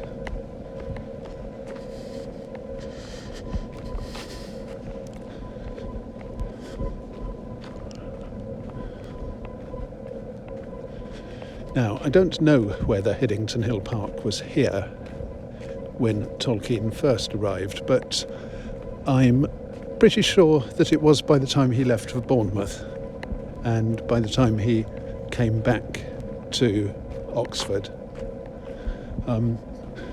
Possibly before then it was part of the same grounds that Brookes now own, I'm not sure.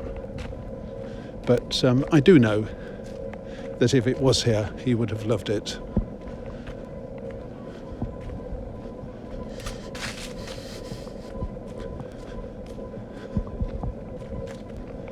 And I bet sometime when he was considering walking up Cuckoo Lane to Headington, he took the park instead.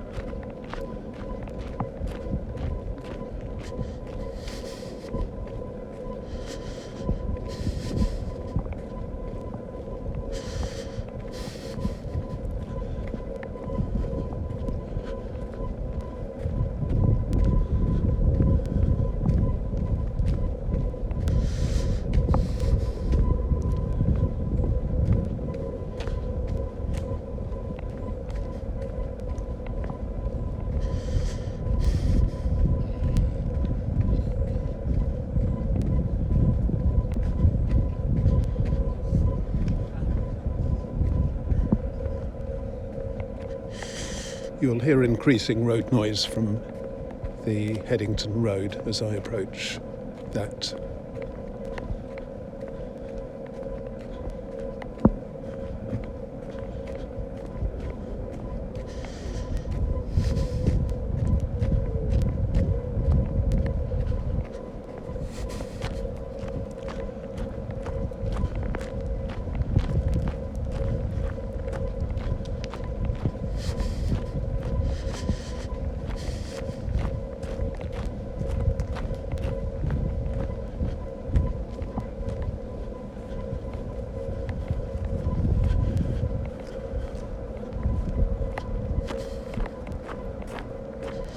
And you can see that Sandfield Road really is no distance at all from here.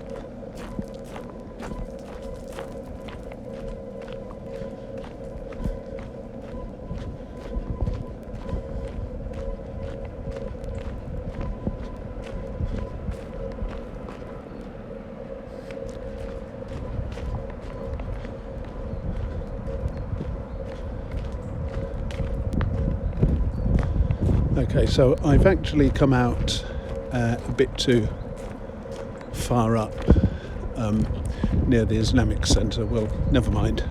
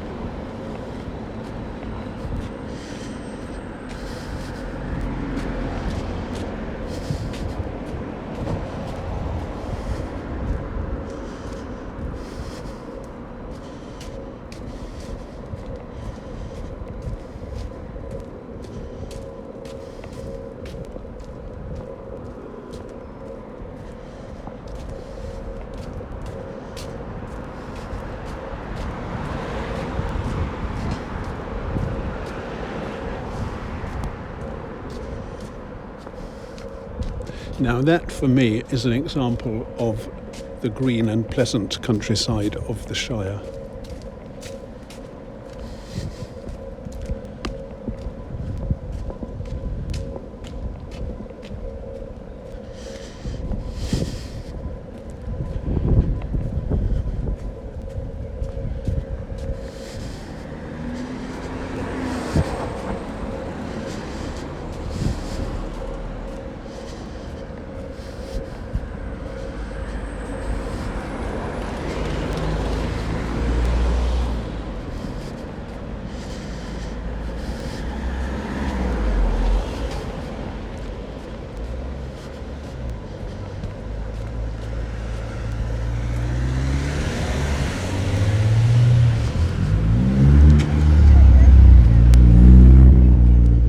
So I'm sure I wish you.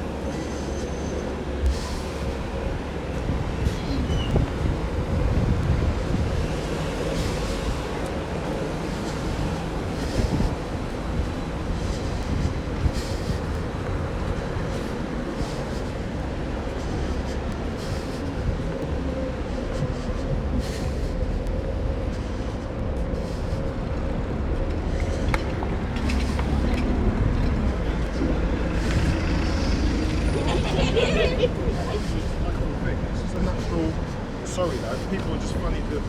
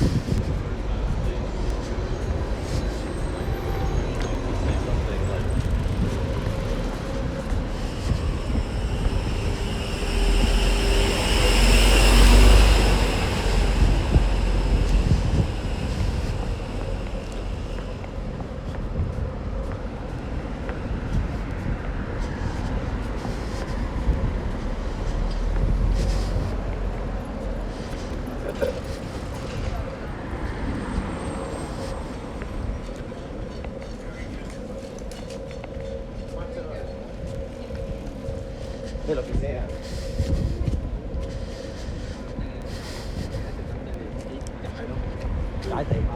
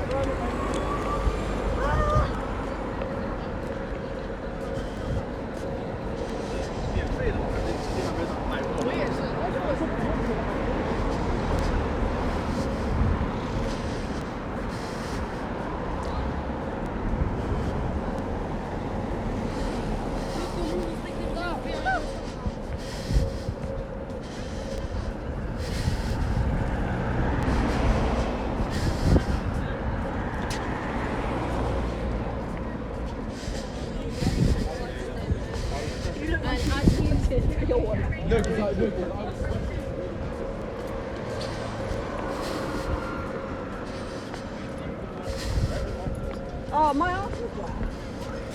Oh, sorry.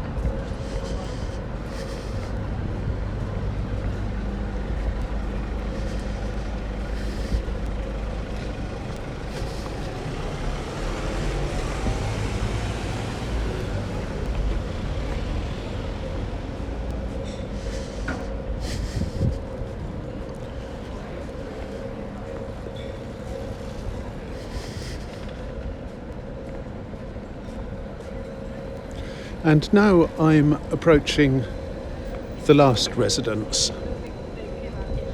You'll remember that Tolkien was appointed to the Merton College Chair of English Language and Literature in 1945, and that's how he came to be able to move into 3 Manor Road and 99 Holywell Street. They were both Merton College properties. Well, he kept the Merton connection, and after his wife Edith died in 1971 while he was in Bournemouth, and after she died he moved back to Oxford And Merton College gave him a flat, probably in Merton Street. So I'm now going to walk to Merton Street, or rather walk around the corner, because I'm in Merton Street now. And this is one street that some visitors think every part of Oxford ought to be like, but in fact it isn't. It's a little cobbled street, which often gets used for filming. I've seen horses stabled in the back of the examination schools there when they were filming Young Sherlock, and in fact I've got a video of it.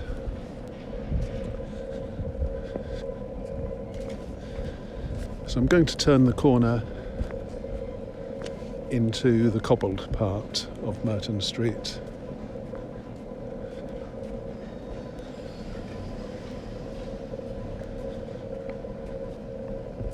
Now, I don't know where the flat was, but it would have been somewhere around here. One source says in Merton Street, others say just the property of Merton College.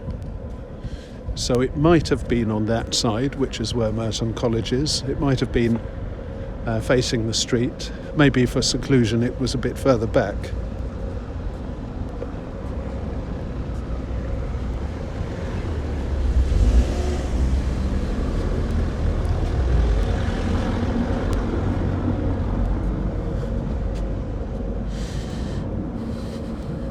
And I'll just say that, as far as I know, there are 3 contenders for the title of oldest college in Oxford. Nobody seems to be quite sure how the university started, or when, but it was probably around about 1200 and something.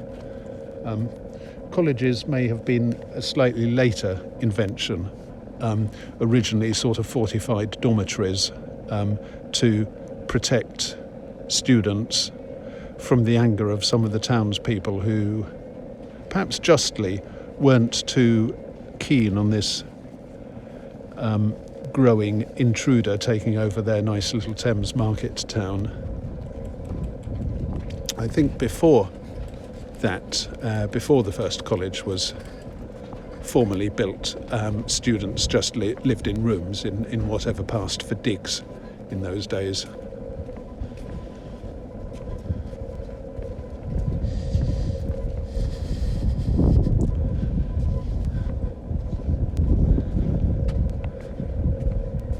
But anyway, Merton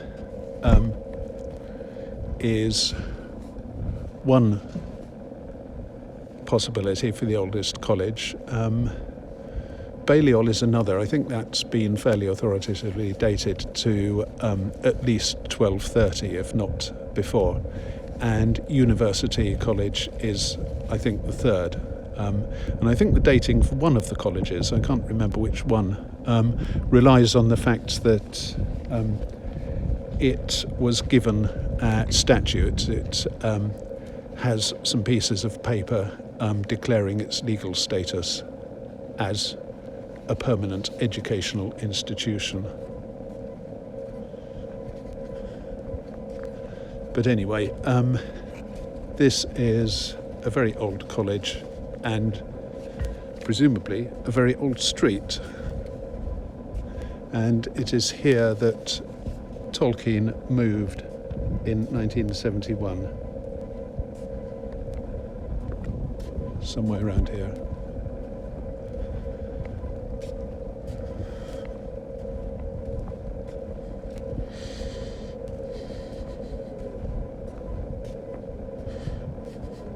And it must be heartwarming to have that sort of association with your college.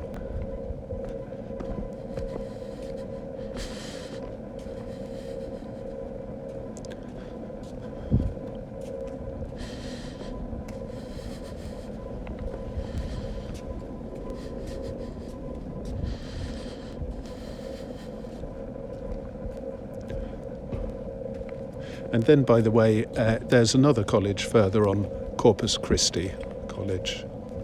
and that's the one that I've mentioned. They have the yearly tortoise race.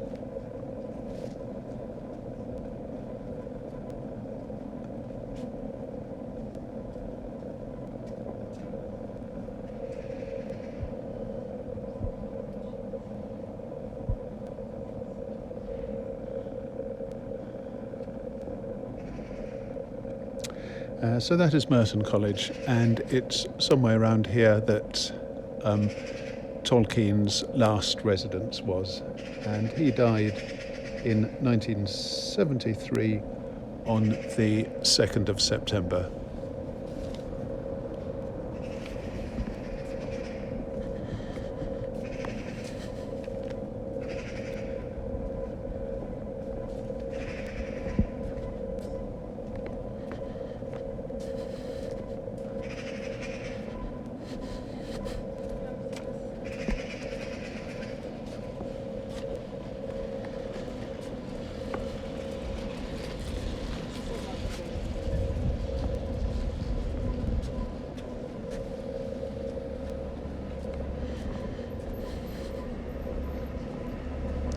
And let's just have a look at the rest of Merton Street.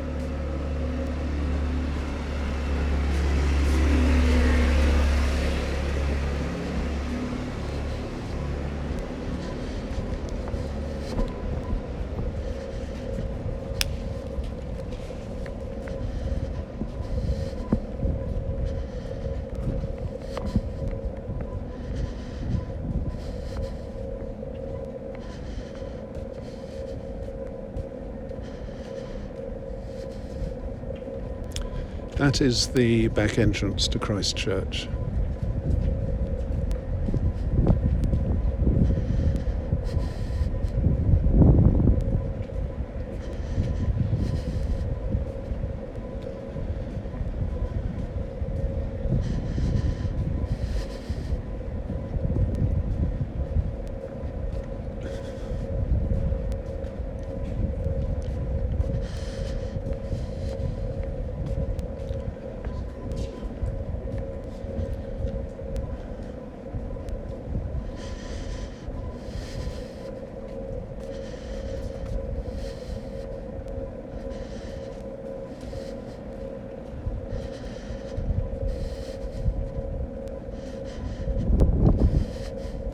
And here I am in Oriel Square.